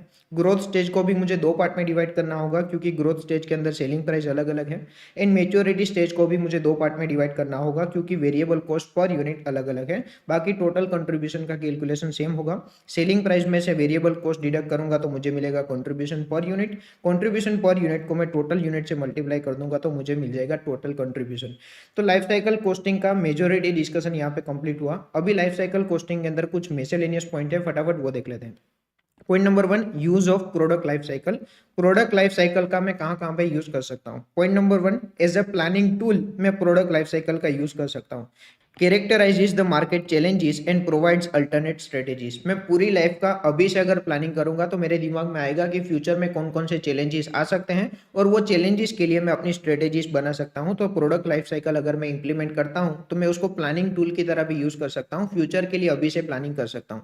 एज ए कंट्रोल टूल भी मैं प्रोडक्ट लाइफ साइकिल का यूज कर सकता हूँ। Measures product performance against similar product launch in past. कोई सिमिलर प्रोडक्ट को मैंने पास्ट में लॉन्च किया होगा तो उसका परफॉर्मेंस मुझे पता है, तो अभी मैं कोई प्रोडक्ट लॉन्च करूंगा तो उसका परफॉर्मेंस मैं मेजर कर सकता हूं कि अच्छा परफॉर्मेंस है या तो खराब परफॉर्मेंस है। एज अ कंट्रोल टूल भी मैं प्रोडक्ट लाइफ साइकिल का यूज कर सकता हूं and as a forecasting tool product life cycle का यूज कर सकता हूं। इसके अंदर लिखा है कि फोरकास्टिंग के लिए प्रोडक्ट लाइफ साइकिल ज्यादा यूजफुल नहीं रहेगा क्योंकि सारे प्रोडक्ट की अलग अलग प्रोडक्ट लाइफ साइकिल होगी। कोई प्रोडक्ट के लिए इंट्रोडक्शन स्टेज का पीरियड ज्यादा होगा, कोई प्रोडक्ट के लिए मेच्योरिटी स्टेज ज्यादा होगा। Since various stage have various duration and diverse pattern, product life cycle becomes less useful for forecasting. Forecasting के लिए इतना ज्यादा यूजफुल नहीं रह सकता। तो use of product life cycle क्या कहना चाहते हैं वो क्लियर है। कैरेक्टरिस्टिक्स एंड स्ट्रेटेजीज एक बार आप देख लेना। कैरेक्टरिस्टिक्स एंड स्ट्रेटेजीज हो सकता है एग्जाम पॉइंट ऑफ व्यू से यूजफुल हो। 3-4 मार्क के लिए ऐसा क्वेश्चन आ सकता है जिसके अंदर आपको कैरेक्टरिस्टिक्स दिए हैं या तो स्ट्रेटेजीज दी है और आपको ये आइडेंटिफाई करना होगा कि ये कैरेक्टरिस्टिक्स या तो स्ट्रेटेजीज कौन से स्टेज में फॉल होगी। या तो केस स्टडी के अंदर आपको कोई प्रैक्टिकली सिनारियो दिया होगा, सिनारियो के बेसिस पे आपको आइडेंटिफाई करना होगा कि कौन से स्टेज में फॉल होगा। कैरेक्टरिस्टिक्स एंड स्ट्रेटेजीज जो यहाँ पे दिया है आप एक बार देखेंगे तो सारी चीज क्लियर हो जाएगी। अभी के लिए हमारा नेक्स्ट कॉन्सेप्ट है connection can be established between product life cycle and BCG matrix. BCG matrix मतलब बोस्टन कंसल्टिंग ग्रुप्स मैट्रिक्स, दोनों के बीच में कनेक्शन एस्टैब्लिश हो सकता है। एग्जाम पॉइंट ऑफ व्यू से ज्यादा इंपॉर्टेंट नहीं है। तो बीसीजी मैट्रिक्स के अंदर टोटल 4 चीज आती है। एक होता है क्वेश्चन मार्क, एक होता है स्टार, एक होता है कैश काउ एंड एक होता है डॉग। यहाँ पे केस यूजेज का डेटा है और यहाँ पे केस जनरेशन का डेटा है। तो बोल रहा है कि introduction is equal to question mark. ये हमारा इंट्रोडक्शन फेज है जिसको हम क्वेश्चन मार्क के साथ कंपेयर कर सकते हैं, क्वेश्चन मार्क के साथ कनेक्ट कर सकते हैं। इंट्रोडक्शन फेज के अंदर क्या होगा, हमारा केस जनरेशन लो होगा, उसके सामने हमारा केस यूजेज काफी ज्यादा होगा। तो इंट्रोडक्शन स्टेज के अंदर हमारा केस जनरेट कुछ भी नहीं होता, पर हमें मार्केटिंग की एक्टिविटीज परफॉर्म करनी होती है। प्रोडक्ट के बारे में कस्टमर को पता चले इसलिए ज्यादा मार्केटिंग करना होता है। तो केस यूजेज ज्यादा होगा एंड केस जनरेशन काफी कम होगा। Growth is equal to star. Growth को स्टार के साथ कंपेयर किया है जिसके अंदर हमारा केस जनरेशन भी ज्यादा होगा एंड केस यूजेज भी ज्यादा होगा। Maturity is equal to cash cow. Cash cow के साथ मेच्योरिटी को कंपेयर किया है जिसके अंदर हमारा केस जनरेशन काफी ज्यादा होगा, हमारा सेल्स पीक लेवल पे होगा एंड केस यूजेज काफी कम होगा क्योंकि कस्टमर को हमारे प्रोडक्ट के बारे में ऑलरेडी पता ही होगा। एंड लास्ट में है decline is equal to dog. Decline के अंदर हमारा केस यूजेज भी कम होगा एंड अल्टीमेटली हमारा केस जनरेशन भी काफी कम होगा। तो यहाँ पे ये पर्टिकुलर कॉन्सेप्ट भी कंप्लीट हुआ। अभी 2 इंपॉर्टेंट नोट लिखी है, फटाफट वो कंप्लीट करते हैं। तो important note number 1, to maximize profit over entire life company should focus on 3 things. Exam के अंदर ये क्वेश्चन आ सकता है कि कंपनी को पूरी लाइफ के अंदर प्रॉफिट अगर मैक्सिमाइज करना है तो कंपनी को आइडियली क्या करना चाहिए। तो कंपनी को 3 चीज करनी चाहिए। Extent of growth phase should be maximum. Growth phase हो सके उतना मैक्सिमम होना चाहिए क्योंकि ग्रोथ स्टेज के अंदर ही हमारा एक्सपोनेंशियल ग्रोथ होता है। तो कंपनी को ट्राई करनी चाहिए कि ग्रोथ फेज हो सके उतना मैक्सिमाइज हो। Point number 2, time taken to get into the market should be minimum. Market में आने के लिए जो भी टाइम लगता है वो टाइम मिनिमम होना चाहिए, यानी कि इंट्रोडक्शन से पहले का जो भी पीरियड है वो एकदम मिनिमम होना चाहिए। Value engineering at design phase to commit low cost. Value engineering हमने चैप्टर के स्टार्टिंग में ही डिस्कस किया टारगेट कॉस्टिंग के अंदर। वैल्यू इंजीनियरिंग या तो वैल्यू एनालिसिस, कंपनी को डिजाइन फेज के अंदर वैल्यू इंजीनियरिंग परफॉर्म करना चाहिए क्योंकि हमने डिसाइड किया था कि हमारी 80% कॉस्ट डिजाइन फेज के अंदर ही कमिट हो जाएगी। इनकर भले ही बाद में होगी पर 80% कॉस्ट डिजाइन फेज के अंदर कमिट हो जाएगी। तो वैल्यू इंजीनियरिंग कंपनी को परफॉर्म करना चाहिए at design phase to commit low cost. तो कंपनी को एंटायर लाइफ के अंदर प्रॉफिट अगर मैक्सिमाइज करना है तो कंपनी को 3 चीज करनी चाहिए। ग्रोथ फेज मैक्सिमम होना चाहिए, time taken to get into the market should be minimum and value engineering at design phase to commit low cost. Important note number 2 लिखी है, एग्जाम पॉइंट ऑफ व्यू से ये नोट इंपॉर्टेंट नहीं है। हमने product life cycle के अंदर क्या देखा कि प्रोडक्ट की पूरी लाइफ को हम टोटल 4 स्टेज के अंदर डिवाइड कर सकते हैं, introduction, growth, maturity and decline. ये नोट के अंदर लिखा है कि कंपनी अपने हिसाब से ये 4 स्टेज को कस्टमाइज कर सकती है। कंपनी अपने खुद के लिए कस्टमाइज फेस बना सकती है। हो सकता है कंपनी ये फेस बनाए कि डिजाइन फेस होगा, डिजाइन के बाद प्रोडक्ट का मैन्युफैक्चरिंग होगा, मैन्युफैक्चरिंग के साथ साथ ऑपरेशंस भी होंगे and ultimately end of life. चारों स्टेज के अंदर कौन कौन से कॉस्ट इनकर होंगे वो भी मैंने यहाँ पे लिखा है, अब एक बार देखेंगे तो समझ आ जाएगा। ये particular note exam point of view से इंपॉर्टेंट नहीं थी। अभी हम लोग स्टार्ट कर रहे हैं characteristics of product life cycle. ये भी एग्जाम पॉइंट ऑफ व्यू से इंपॉर्टेंट नहीं है, क्विकली एक बार देख लेते हैं। Product have finite life and product will pass through introduction, growth, maturity and decline. ये बोल रहा है कि कोई भी प्रोडक्ट की इनफाइनाइट लाइफ नहीं होगी, सारे प्रोडक्ट की फाइनाइट लाइफ होगी एंड सारे प्रोडक्ट ये 4 स्टेज से होके ही गुजरेंगे, introduction, growth, maturity and decline, वो तो हमें पता ही है। Next is profit first appear during growth stage, stabilize during maturity stage and decline then after. आपका प्रॉफिट ग्रोथ स्टेज के अंदर इंक्रीज होगा, मैच्योरिटी स्टेज के अंदर थोड़ा सा स्टेबिलाइज होगा एंड डिक्लाइन स्टेज के अंदर प्रॉफिट आपका डिक्रीज होना स्टार्ट हो जाएगा। Profit per unit also varies at each stage. Each stage have different threat and opportunity. सारे स्टेज की अपनी अपनी अपॉर्चुनिटी है एंड सारे स्टेज के अंदर आपको अलग अलग टाइप का थ्रेट भी देखने को मिलेगा। Functional requirement arises at each stage. सारे स्टेज की फंक्शनल रिक्वायरमेंट भी अलग अलग होगी। इनिशियल फेज के अंदर रिसर्च एंड डेवलपमेंट की रिक्वायरमेंट होगी, डिक्लाइन स्टेज के अंदर आपकी कॉस्ट कंट्रोल की रिक्वायरमेंट होगी। तो स्टेज वाइज फंक्शनल रिक्वायरमेंट्स भी अलग अलग होगी। And last point, finding new users, या तो increase consumption of existing users, increase life of the product. Product की लाइफ अगर इंक्रीज करनी है तो दो ऑप्शन है, या तो नए यूजर्स फाइंड करने की ट्राई करो, या तो एग्जिस्टिंग यूजर का कंजम्पशन इंक्रीज हो सके वो ट्राई करो। एकदम फालतू concept. Characteristics of product life cycle. तो पॉइंट नंबर 1 के अंदर लिखा है कि प्रोडक्ट की फाइनाइट लाइफ होगी एंड सारे प्रोडक्ट ये 4 स्टेज से होके ही गुजरेंगे, introduction, growth, maturity and decline. फिर लिखा है चारों स्टेज के अंदर प्रॉफिट अलग अलग होगा, चारों स्टेज के अंदर थ्रेट एंड अपॉर्चुनिटी अलग अलग होगी एंड चारों स्टेज की फंक्शनल रिक्वायरमेंट अलग अलग होगी। एंड अगर प्रोडक्ट की लाइफ इंक्रीज करनी है तो आपको नए यूजर्स फाइंड करने होंगे, या तो एग्जिस्टिंग यूजर्स का कंजम्पशन इंक्रीज करना होगा। नेक्स्ट कॉन्सेप्ट हमारा है benefits of life cycle costing. कोई भी कंपनी अगर लाइफ साइकिल कॉस्टिंग इंप्लीमेंट करती है तो क्या क्या बेनिफिट्स मिल सकते हैं। तो focus is on long term rewarding and short term rewarding नहीं है। लॉन्ग टर्म के बारे में सोच रहे हैं, प्रोडक्ट की पूरी लाइफ के बारे में सोचेंगे तो लॉन्ग टर्म तो हमारी सोच है। नेक्स्ट इज प्रॉफिट के लिए हमें बेनिफिट क्या होगा। Provides long term picture of product profitability and economic impact of alternatives. Product की प्रॉफिटेबिलिटी का लॉन्ग टर्म पिक्चर मुझे आज ही देखने को मिलेगा कि पूरी लाइफ के अंदर मेरा अप्रोक्सीमेटली प्रॉफिट कितना होगा, तो प्रॉफिट का एस्टिमेशन लगा सकता हूँ, ये मेरा बेनिफिट है। कॉस्ट के लिए क्या क्या बेनिफिट्स होंगे। Product life cycle will trace research cost, design cost and development cost to understand magnitude of cost and compare with actual revenue which will be generated in later period। Product को research करने में हो सकता है हमें 2 साल का time जाएगा, डिजाइन करने के अंदर भी हो सकता है हमें ज्यादा टाइम जाएगा, डेवलपमेंट करने के अंदर भी हो सकता है कि 3-4 साल का टाइम लगेगा। ये सारे कॉस्ट एंड इतना सारा टाइम इन्वेस्ट करने के बाद फ्यूचर में हमें कितना रेवेन्यू जनरेट होगा वो सारी चीज मैं एस्टिमेट कर सकता हूँ एंड ये डिसाइड कर सकता हूँ कि ये सारे research, design and development cost मुझे आइडियली करने चाहिए या तो नहीं करने चाहिए। Cost effectiveness can be achieved if incremental cost is analyzed over the entire life of the product। पूरी लाइफ का अगर मैं कॉस्ट एनालिसिस कर रहा हूं तो आज की तारीख पे ही मैं कॉस्ट इफेक्टिवनेस अचीव करने की ट्राई करूंगा। It is considered as way to enhance control of manufacturing cost by measuring and tracking cost at each stage। Manufacturing cost को भी मैं कंट्रोल कर सकता हूँ पूरी लाइफ का कॉस्ट एनालिसिस अगर मैं करता हूँ तो कॉस्ट के लिए 3 बेनिफिट होंगे कि ये सारे एक्सपेंस करने के बाद फ्यूचर में कितना रेवेन्यू जनरेट होगा वो पता चलेगा, तो कॉस्ट करना चाहिए या तो नहीं करना चाहिए ये डिसाइड कर सकता हूँ। कॉस्ट इफेक्टिवनेस अचीव कर सकता हूँ एंड मैन्युफैक्चरिंग कॉस्ट के अंदर कॉस्ट कंट्रोल भी अचीव कर सकता हूँ। Analysis of PLC helps to implement earlier action. पूरी लाइफ को मैं अभी से प्लान कर रहा हूं तो मैं कोई अर्लियर स्ट्रेटेजी भी इंप्लीमेंट कर सकता हूं, अर्लियर एक्शन मुझे लेने होंगे तो भी ले सकता हूं। More accurate and realistic assessment of revenue and cost. Revenue and cost का एक्यूरेट एंड रियलिस्टिक असेसमेंट होगा। तो बेनिफिट्स क्या क्या होंगे। लॉन्ग टर्म के ऊपर फोकस है, शॉर्ट टर्म के ऊपर कम फोकस है। प्रोडक्ट की पूरी लाइफ के अंदर मेरी प्रॉफिटेबिलिटी क्या होगी उसका लॉन्ग टर्म पिक्चर मुझे आज ही देखने को मिलेगा। कॉस्ट के लिए 3 चीज हमने डिस्कस की, अर्लियर एक्शन ले सकता हूं, accurate and realistic assessment of revenue and cost कर सकता हूं। तो यहाँ पे लाइफ साइकिल कॉस्टिंग का डिस्कशन कंप्लीट हुआ। अभी के लिए हमारा कॉन्सेप्ट नंबर 4 होगा पेरेटो एनालिसिस, जिसको 80-20 एनालिसिस भी कहा जाता है। कॉन्सेप्ट नंबर 4 हम स्टार्ट कर रहे हैं, पेरेटो एनालिसिस। एकदम इजी कॉन्सेप्ट है। ये कॉन्सेप्ट हमें सिखाएगा कि आपको कौन कौन सी चीजों के ऊपर प्रायोरिटी देनी चाहिए एंड कौन कौन सी चीजों के ऊपर कम प्रायोरिटी देंगे तो भी चलेगा। ये कॉन्सेप्ट भले ही दिया है SCMPE के अंदर, पर आप पूरी दुनिया में कहीं भी अप्लाई कर सकते हैं। आपकी जिंदगी के अंदर भी ये पर्टिकुलर कॉन्सेप्ट को आप अप्लाई कर सकते हैं। ये कॉन्सेप्ट कहता है कि 80% चीजों के पीछे 20% रीजन रिस्पॉन्सिबल होते हैं। यानी कि अगर आपने 20% रीजन के ऊपर ध्यान दिया, 20% रीजन के ऊपर काम किया तो आपकी जिंदगी के 80% प्रॉब्लम रिजोल्व हो जाएंगे। फॉर एग्जाम्पल, आपकी गर्लफ्रेंड आपको परेशान कर रही है तो 80% परेशानी के पीछे 20% रीजन रिस्पॉन्सिबल होंगे। अगर आपने ये 20% रीजन सोल्व कर दिए तो आपकी जिंदगी की 80% परेशानी रिजोल्व हो जाएगी। बिजनेस के पॉइंट ऑफ व्यू से बात करें तो 80% रिजल्ट्स कम फ्रॉम 20% एफर्ट्स। अगर आपने 20% एफर्ट्स के ऊपर ध्यान दिया तो आपको 80% रिजल्ट मिल जाएगा। एक छोटी सी चीज़ का यहाँ पे ये ध्यान रखना है कि फिक्स्ड 80-20% रूल नहीं है। ये बोल रहा है कि few things make most value.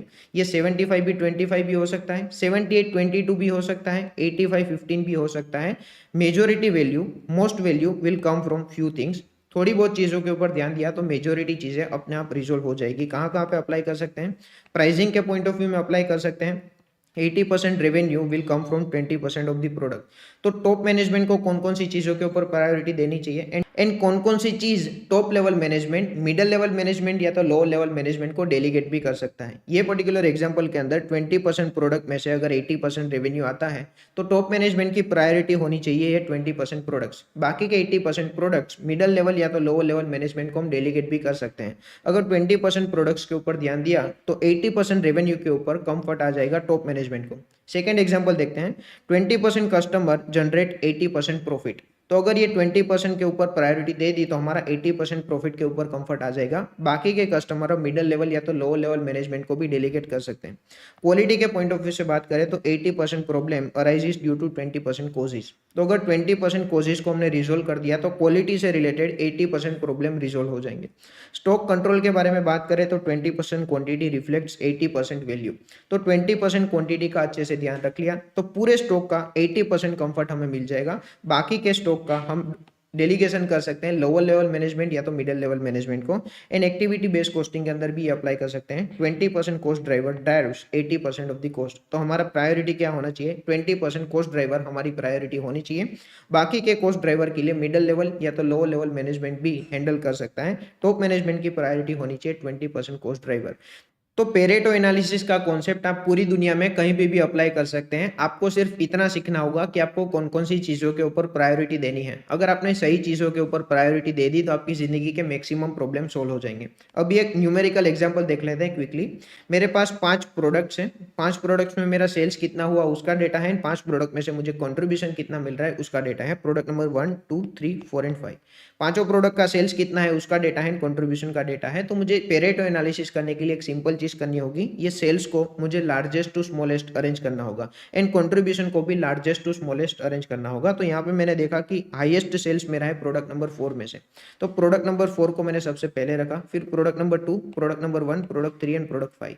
तो मुझे पता चला कि मेरा टोटल जितना भी सेल्स है उसमें से 50% सेल्स अकेले मेरे प्रोडक्ट नंबर 4 का है।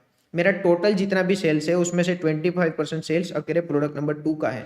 तो मैंने product number 4 and product number 2 के ऊपर ध्यान दे दिया तो मेरा 75% सेल्स के ऊपर कंफर्ट आ जाएगा। 50 + 25 मेरा 75% सेल्स के ऊपर कंफर्ट आ जाएगा। बाकी के 3 प्रोडक्ट्स मैं मिडिल लेवल या तो लोअर लेवल मैनेजमेंट को डेलीगेट कर सकता हूँ। मैं अगर टॉप मैनेजमेंट हूँ तो मेरा फोकस होना चाहिए product number 4 and product number 2 अगर मुझे सेल्स के ऊपर कंफर्ट लेना है तो। अगर मुझे कंट्रीब्यूशन के ऊपर कंफर्ट लेना है तो मैंने कंट्रीब्यूशन को लार्जेस्ट टू स्मॉलेस्ट अरेंज किया।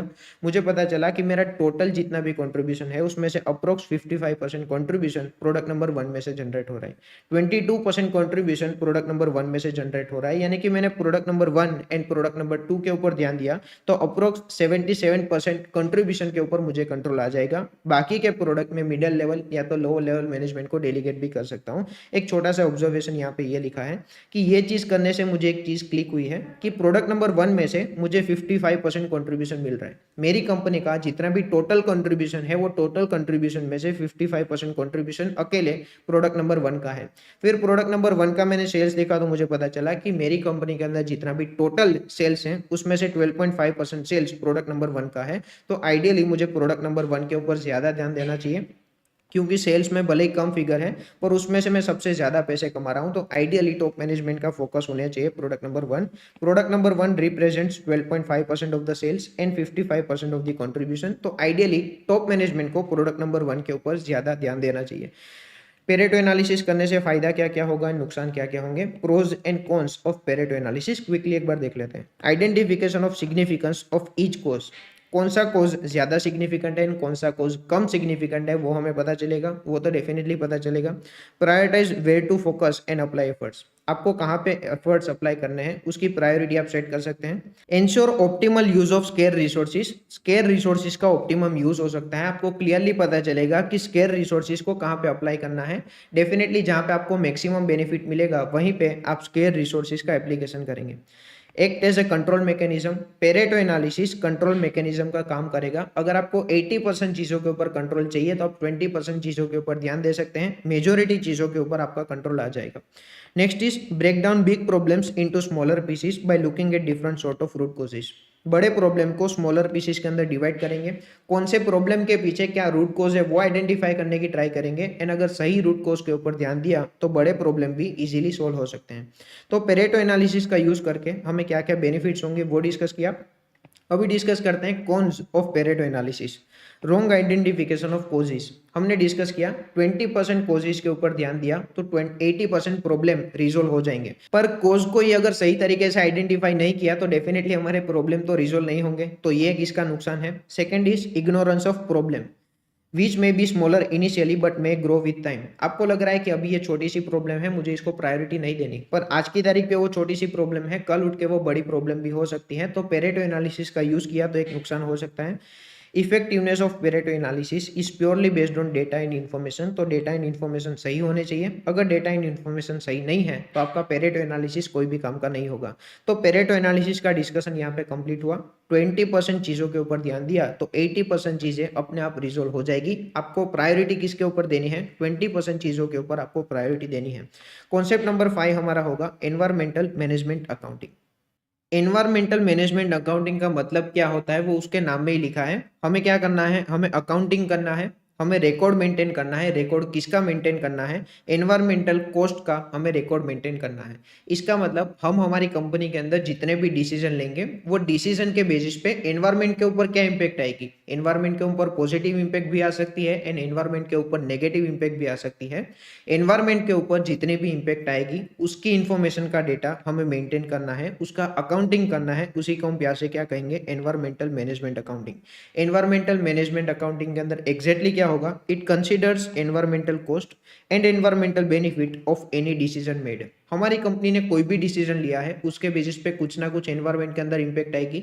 वो इंपैक्ट पॉजिटिव इंपैक्ट भी हो सकती है, वो इंपैक्ट नेगेटिव भी हो सकती है। जो भी इंपैक्ट आएगी उसका डेटा हमें मेंटेन करना है, उसका अकाउंटिंग करना है, उसका रिकॉर्ड हमें मेंटेन करना है। उसी को हम कहेंगे environmental management accounting.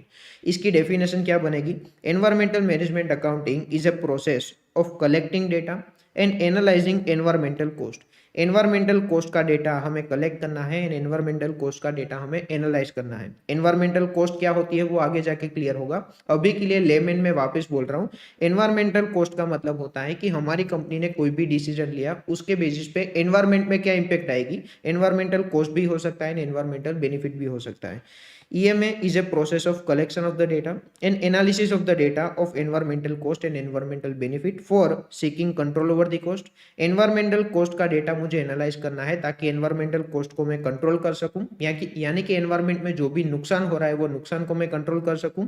And internal decision making के लिए भी ये पर्टिकुलर कॉस्ट को मैं इनकॉर्पोरेट करूंगा।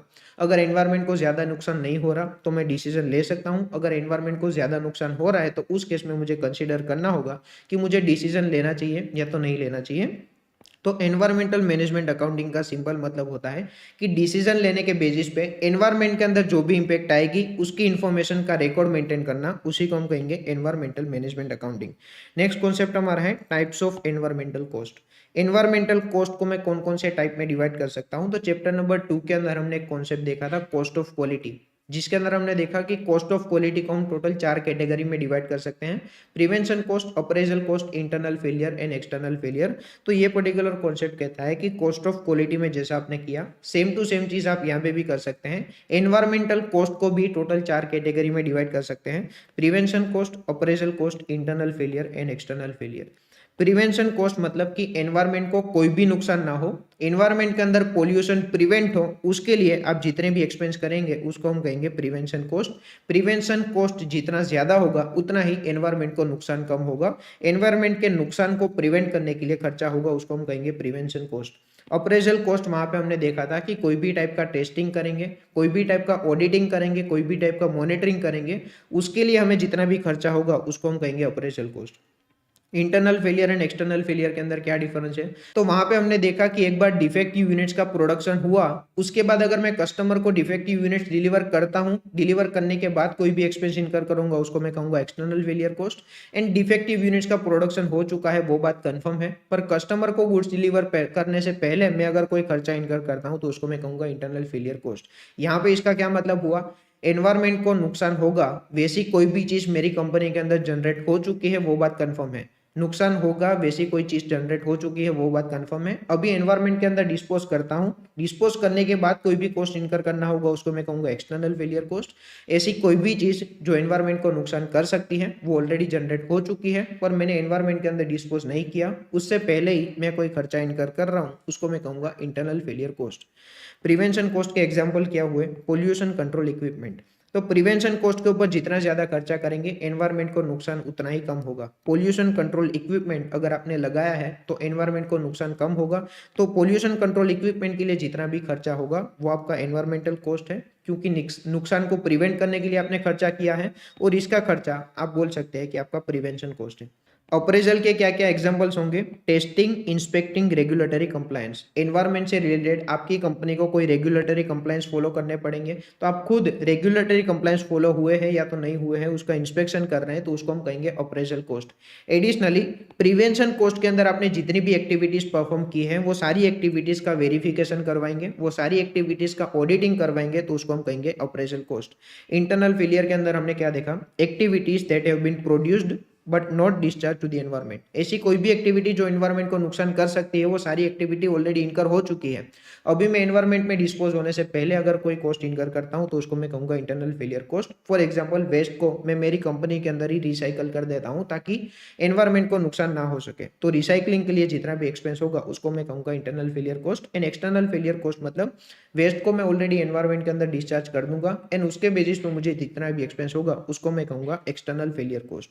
तो एनवायरमेंटल कॉस्ट को मैं टोटल 4 कैटेगरी में डिवाइड कर सकता हूं: prevention, appraisal, internal failure and external failure. Next concept हमारा है यूएस एनवायरमेंटल प्रोटेक्शन एजेंसी के हिसाब से मैं एनवायरमेंटल कॉस्ट को टोटल 4 कैटेगरी में डिवाइड कर सकता हूं। आप एक बार देख लेना, एग्जाम पॉइंट ऑफ व्यू से इंपॉर्टेंट नहीं है। सिमिलरली नेक्स्ट दो कॉन्सेप्ट भी एग्जाम पॉइंट ऑफ व्यू से इंपॉर्टेंट नहीं है। United nation division for sustainable development यानी कि यूएनडीएसडी के हिसाब से भी मैं एनवायरमेंटल कॉस्ट को टोटल 2 कैटेगरी में डिवाइड कर सकता हूँ। In practice environmental cost is divided into 2 categories: internal environmental cost and external environmental cost. ये पर्टिकुलर कॉन्सेप्ट भी एग्जाम पॉइंट ऑफ व्यू से इंपॉर्टेंट नहीं है, आप एक बार देख लेना, समझ में आ जाएगा। नेक्स्ट कॉन्सेप्ट हमारा है management of environmental cost is not a easy process. हमने पहले ही डिस्कस किया एनवायरमेंटल मैनेजमेंट अकाउंटिंग का मतलब क्या होता है। हम जो भी डिसीजन लेंगे वो डिसीजन के बेसिस पे एनवायरमेंट को क्या फायदा होगा एंड एनवायरमेंट को क्या नुकसान होगा उसका रिकॉर्ड मेंटेन करना, उसी को हम कहेंगे एनवायरमेंटल मैनेजमेंट अकाउंटिंग। तो ये कॉन्सेप्ट बोल रहा है कि एनवायरमेंटल कॉस्ट का मैनेजमेंट करना कोई ईजी प्रोसेस नहीं है, क्योंकि मुझे एग्जैक्टली नहीं पता चलेगा कि मैंने जो भी डिसीजन लिया है उसके बेसिस पे एग्जैक्टली एनवायरमेंट को कितना नुकसान हुआ एंड एग्जैक्टली एनवायरमेंट को क्या फायदा हुआ। यहाँ पे देखते हैं EMA is difficult to define. Environmental management accounting ये पर्टिकुलर वर्ड को एग्जैक्टली डिफाइन करना डिफिकल्ट है। सबसे पहली चीज एनवायरमेंटल कॉस्ट क्या होता है उसको भी एग्जैक्टली डिफाइन करना डिफिकल्ट है, क्योंकि एनवायरमेंट को कितना नुकसान हुआ वो मुझे एग्जैक्टली पता नहीं चल सकता। तो एनवायरमेंटल कॉस्ट ये वर्ड को भी डिफाइन करना डिफिकल्ट है एंड एनवायरमेंटल मैनेजमेंट अकाउंटिंग ये पर्टिकुलर वर्ड को भी डिफाइन करना डिफिकल्ट है। हैविंग डिफाइंड देम, मान लेते हैं कि एक बार हमने डिफाइन कर भी दिया। Some of the cost are difficult to identify, कुछ कॉस्ट को मैं आइडेंटिफाई करना मेरे लिए डिफिकल्ट होगा। And cost control is possible only if they are identified in first place. अगर मैं आइडेंटिफाई कर सकता हूं तो ही मैं उसको कंट्रोल कर सकता हूं, पर अगर आइडेंटिफाई नहीं हुआ तो मैं उसको कंट्रोल कैसे कर सकता हूं। तो एनवायरमेंटल कॉस्ट को मैनेजमेंट करना इतनी आसान प्रोसेस नहीं है। Next is pros and cons of environmental management accounting. Environmental management accounting मैं मेरी कंपनी के अंदर इंप्लीमेंट करता हूं तो मुझे क्या क्या फायदे होंगे और क्या क्या नुकसान होंगे। सबसे पहले देखते हैं फायदा क्या क्या होगा। कॉस्ट रिडक्शन, अगर मैं कॉस्ट को आइडेंटिफाई कर सकता हूं तो डेफिनेटली मैं ये ट्राई करूंगा कि मैं कॉस्ट को रिड्यूस भी करूं। Small improvement by close attention can lead to cost reduction. Cost का अगर डेटा मेंटेन कर रहा हूं तो डेफिनेटली मैं कॉस्ट को रिड्यूस करने की भी ट्राई करूंगा। Improving revenue, improved reputation can lead to increase in sales. मैं अगर एनवायरमेंटल मैनेजमेंट अकाउंटिंग का डेटा मेंटेन कर रहा हूं तो मेरी कंपनी की पब्लिक के सामने इंप्रेशन अच्छी होगी, मेरी रेप्यूटेशन अच्छी होगी, और अगर मेरी रेप्यूटेशन अच्छी होगी तो मेरा सेल्स भी इंक्रीज हो सकता है। तो एनवायरमेंटल मैनेजमेंट अकाउंटिंग करने से मेरा कॉस्ट रिड्यूस हो सकता है एंड मेरा रेवेन्यू इंक्रीज हो सकता है। अभी देखते हैं एनवायरमेंटल मैनेजमेंट अकाउंटिंग से नुकसान क्या होगा। तो increase in cost, cost of complying with legal and regulatory requirement, ये सब चीज़ फ्री में तो होगी नहीं, ये सब चीज़ करने के लिए मुझे खर्चा लगेगा। तो एनवायरमेंटल मैनेजमेंट अकाउंटिंग इंप्लीमेंट करने के लिए कुछ ना कुछ खर्चा तो आपको लगेगा। And cost of failure, cost of cleanup, penalties may be imposed for poor environmental management. कोई भी कंपनी ने एनवायरमेंट का अगर सही तरीके से ध्यान नहीं रखा, यानी कि कॉस्ट ऑफ फेलियर की वजह से भी कंपनी को नुकसान हो सकता है। तो एनवायरमेंटल मैनेजमेंट अकाउंटिंग इंप्लीमेंट करने से फायदा क्या क्या हो सकता है, नुकसान क्या क्या हो सकता है, वो हमने डिस्कस किया। Next is role of environmental management accountant in decision making. Decision making के अंदर एनवायरमेंटल मैनेजमेंट अकाउंटेंट का क्या रोल है। एनवायरमेंटल मैनेजमेंट अकाउंटेंट मतलब वो अकाउंटेंट जो एनवायरमेंट से रिलेटेड कॉस्ट एंड एनवायरमेंट से रिलेटेड बेनिफिट्स का डेटा मेंटेन कर रहा है। उसका रोल क्या क्या होगा डिसीजन लेने के अंदर। तो differential pricing for product as a result of recalculated cost, हमने कॉस्ट को रीकैलकुलेट किया, कॉस्ट के अंदर हमने एनवायरमेंटल कॉस्ट को भी इनकॉर्पोरेट किया। कॉस्ट को रीकैलकुलेट करने के बाद हमें प्राइसिंग को भी रीकैलकुलेट करना होगा, तो वो एनवायरमेंटल मैनेजमेंट अकाउंटेंट का काम होगा। रीइवेल्युएटिंग प्रॉफिट मार्जिन, प्रॉफिट मार्जिन को भी रीइवेल्युएट करना होगा क्योंकि अभी कॉस्ट के अंदर हमने एनवायरमेंटल कॉस्ट को इनकॉर्पोरेट किया है। सेटिंग क्वांटिफाइड परफॉर्मेंस टारगेट, हमें क्या परफॉर्मेंस टारगेट अचीव करना है वो भी एनवायरमेंटल मैनेजमेंट अकाउंटेंट हमें बताएगा। Redesign process to reduce environmental cost, हमारा अल्टीमेट ऑब्जेक्टिव है कि एनवायरमेंटल कॉस्ट को रिड्यूस करना है, उसके लिए कोई प्रोसेस को रीडिजाइन करना होगा तो वो भी करेंगे। ऐसी प्रोसेस इंप्लीमेंट करेंगे जो एनवायरमेंट को कम नुकसान कर रही है। फेजिंग आउट सर्टेन प्रोडक्ट, कोई प्रोडक्ट अगर एनवायरमेंट को ज़्यादा नुकसान कर रहे हैं तो वो प्रोडक्ट का बिजनेस बंद भी कर सकते हैं। इन्वेस्टमेंट अप्रेजल, कोई भी इन्वेस्टमेंट का डिसीजन लेने से पहले वो पर्टिकुलर इन्वेस्टमेंट के बेसिस पे एनवायरमेंट को क्या फायदा हो रहा है, क्या नुकसान हो रहा है, वो कंसीडर करेंगे एंड अकॉर्डिंगली इन्वेस्टमेंट का डिसीजन लेंगे। Calculating investment options, investment options भी कैलकुलेट करेंगे कि कौन से इन्वेस्टमेंट ऑप्शन में एनवायरमेंटल बेनिफिट ज़्यादा है एंड एनवायरमेंटल कॉस्ट कम है। तो ये पर्टिकुलर कॉन्सेप्ट का डिस्कशन यहाँ पे कंप्लीट हुआ। अभी हमारा लास्ट कॉन्सेप्ट रहेगा, ये particular concept exam point of view से इंपॉर्टेंट हो सकता है। कॉन्सेप्ट का नाम है identification of environmental cost. And एक बार एनवायरमेंटल कॉस्ट को आइडेंटिफाई करेंगे उसके बाद कंट्रोलिंग ऑफ एनवायरमेंटल कॉस्ट। सबसे पहले एनवायरमेंटल कॉस्ट को आइडेंटिफाई करना है कि आखिर हमारी वजह से एग्जैक्टली कितना एनवायरमेंटल कॉस्ट हुआ। एनवायरमेंटल कॉस्ट को आइडेंटिफाई करने के बाद वही एनवायरमेंटल कॉस्ट को कंट्रोल करना है, एनवायरमेंट को कम से कम नुकसान हो ये हमें ट्राई करनी है। तो सबसे पहली चीज एनवायरमेंटल कॉस्ट को आइडेंटिफाई करना जरूरी क्यों है। तो अगर एनवायरमेंटल कॉस्ट को कंट्रोल करना है तो सबसे पहली चीज एनवायरमेंटल कॉस्ट को आइडेंटिफाई तो करना होगा।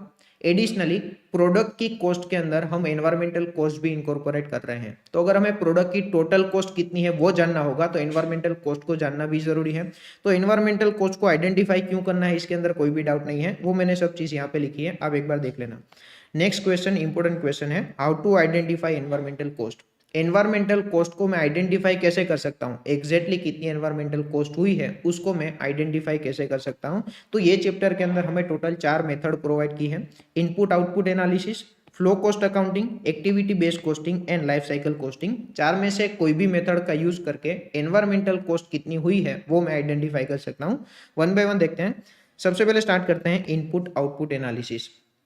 तो ये मेथड कह रही है कि आपको इनपुट एंड आउटपुट का एनालिसिस करना होगा, यानी कि आपको यह देखना होगा कि आपने कितना इनपुट डाला था, जितना भी इनपुट डाला था उसके सामने आपको आउटपुट कितना मिला। अगर आपका इनपुट ज़्यादा है आपके आउटपुट से, इसका मतलब बाकी का जो भी डिफरेंस हुआ वो तो आपका वेस्ट होगा या तो आपका स्क्रैप होगा।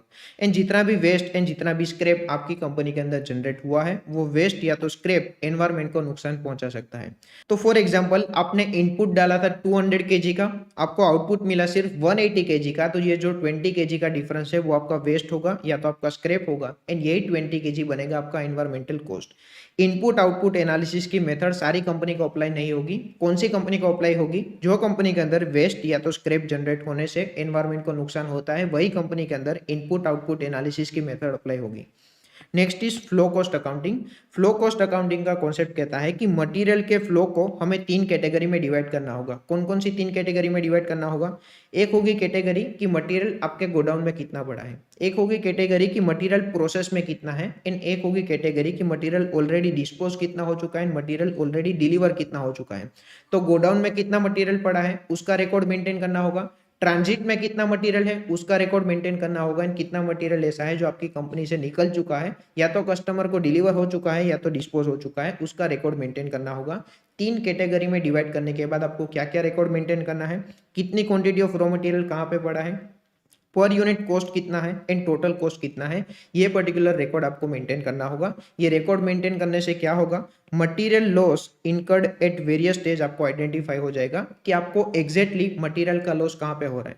गोदाम में मटेरियल है उस टाइम पे वेस्ट हो रहा है, ट्रांजिट में है उस टाइम पे वेस्ट हो रहा है, आपको क्लियरली पता चलेगा कि आपको मटेरियल का वेस्ट कहाँ पे हो रहा है, एंड अकॉर्डिंगली आप एनवायरमेंटल कॉस्ट को आइडेंटिफाई कर सकते हैं। एग्जाम पॉइंट ऑफ व्यू से बिल्कुल भी इंपॉर्टेंट नहीं है। तो फ्लो कॉस्ट अकाउंटिंग क्या कहना चाहती है वो भी क्लियर है। Next is activity based costing. तो एक्टिविटी बेस्ड कॉस्टिंग को हमने चैप्टर नंबर 9 के अंदर डिटेल में डिस्कस किया है। एक्टिविटी बेस्ड कॉस्टिंग के अंदर हम क्या करते हैं, सबसे पहले हम आइडेंटिफाई करते हैं कि एक्टिविटी कौन कौन सी हो रही है, फिर हम देखते हैं कि वो एक्टिविटी की कॉस्ट कितनी है, फिर हम देखते हैं कि वो एक्टिविटी का कॉस्ट ड्राइवर क्या है, फिर हम कॉस्ट पर कॉस्ट ड्राइवर कैलकुलेट करते हैं।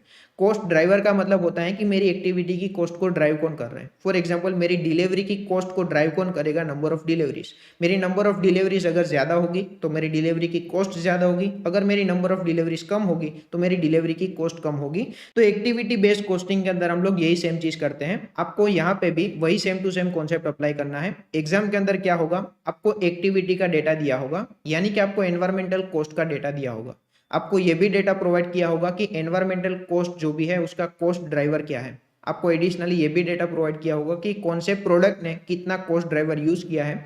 आपको सिंपल चीज करनी है, कॉस्ट पर कॉस्ट ड्राइवर कैलकुलेट करना है। इन जो भी प्रोडक्ट ने ज्यादा कॉस्ट ड्राइवर यूज किए होंगे उसके अंदर वो एक्टिविटी की कॉस्ट ज्यादा होगी, इन जो भी प्रोडक्ट ने कम कॉस्ट ड्राइवर का यूज किया होगा वो पर्टिकुलर प्रोडक्ट के अंदर वो एक्टिविटी की कॉस्ट कम होगी। फॉर एग्जाम्पल यहाँ पे मुझे कुछ डेटा प्रोवाइड किया है, कितने यूनिट्स का वेस्ट हुआ उसका कुछ डेटा है। तो प्रोडक्ट ए के केस में टोटल 6 यूनिट का मुझे वेस्ट हुआ है, एंड प्रोडक्ट बी के केस में मुझे टोटल 9 यूनिट का वेस्ट हुआ है। Product A and product B दोनों प्रोडक्ट का मिला के टोटल मुझे 15 यूनिट्स का वेस्ट हुआ है। एडिशनली मुझे क्वेश्चन के अंदर दिया है कि कंपनी के अंदर वेस्ट डिस्पोजल हो रहा है और वेस्ट को डिस्पोजल करने के लिए टोटल 90 रुपीज़ का खर्चा हो रहा है, और ये 90 रुपीज़ का जो भी खर्चा हो रहा है वो मुझे product A and product B के ऊपर चार्ज करना है। तो मेरा सवाल है कि product A and product B के ऊपर मैं कौन से रेशियो में चार्ज करूं। तो डेफिनेटली जो भी यूनिट्स का वेस्ट हुआ है ये यूनिट्स के रेशियो में मुझे खर्चा चार्ज करना होगा। हमारे एग्जांपल में ये जो 90 रुपीज़ का खर्चा हुआ है on account of waste disposal, ये product A and product B के ऊपर चार्ज किया जाएगा, 6:9 के रेशियो में चार्ज किया जाएगा। यही सिंपल चीज़ मुझे करनी है, और यही सेम चीज़ हम एक्टिविटी बेस्ड कॉस्टिंग के अंदर करते हैं। अगर एक्टिविटी बेस्ड कॉस्टिंग आपको याद नहीं है तो चैप्टर नंबर 9 के अंदर एक्टिविटी बेस्ड कॉस्टिंग का कॉन्सेप्ट हमने रिवाइज किया है, वो आप एक बार देखेंगे तो यहाँ पे जितना भी है वो सारी चीज़ क्लियर हो जाएगी। ये पर्टिकुलर एग्जाम्पल के अंदर सिंपल चीज़ करनी है, वेस्ट को डिस्पोज करने के लिए कंपनी को 90 रुपीज़ का खर्चा हुआ है। वेस्ट को डिस्पोज करने का कॉस्ट ड्राइवर क्या होगा, यूनिट्स वेस्ट। अगर ज़्यादा यूनिट्स का वेस्ट होगा तो ये पर्टिकुलर कॉस्ट हमारी ज़्यादा होगी, अगर कम यूनिट का वेस्ट होगा तो ये पर्टिकुलर कॉस्ट हमारी कम होगी। यानी कि ये पर्टिकुलर कॉस्ट को ड्राइव कौन कर रहा है, कितने यूनिट्स का वेस्ट हुआ वो ड्राइव कर रहा है। तो कॉस्ट पर कॉस्ट ड्राइवर कैलकुलेट करेंगे and product A and product B के ऊपर चार्ज करेंगे। ये पर्टिकुलर एग्जाम्पल के अंदर 6:9 के रेशियो में 90 रुपीज़ की कॉस्ट को मैं चार्ज करूंगा, इससे ज़्यादा ये एग्जाम्पल के अंदर कुछ नहीं है। एग्जाम्पल आप एक बार देख लेना, समझ में आ जाएगा। तो अभी तक हमने डिस्कस किया कि एनवायरमेंटल कॉस्ट को आइडेंटिफाई कैसे कर सकते हैं। इनपुट आउटपुट एनालिसिस करके एनवायरमेंटल कॉस्ट को आइडेंटिफाई कर सकते हैं।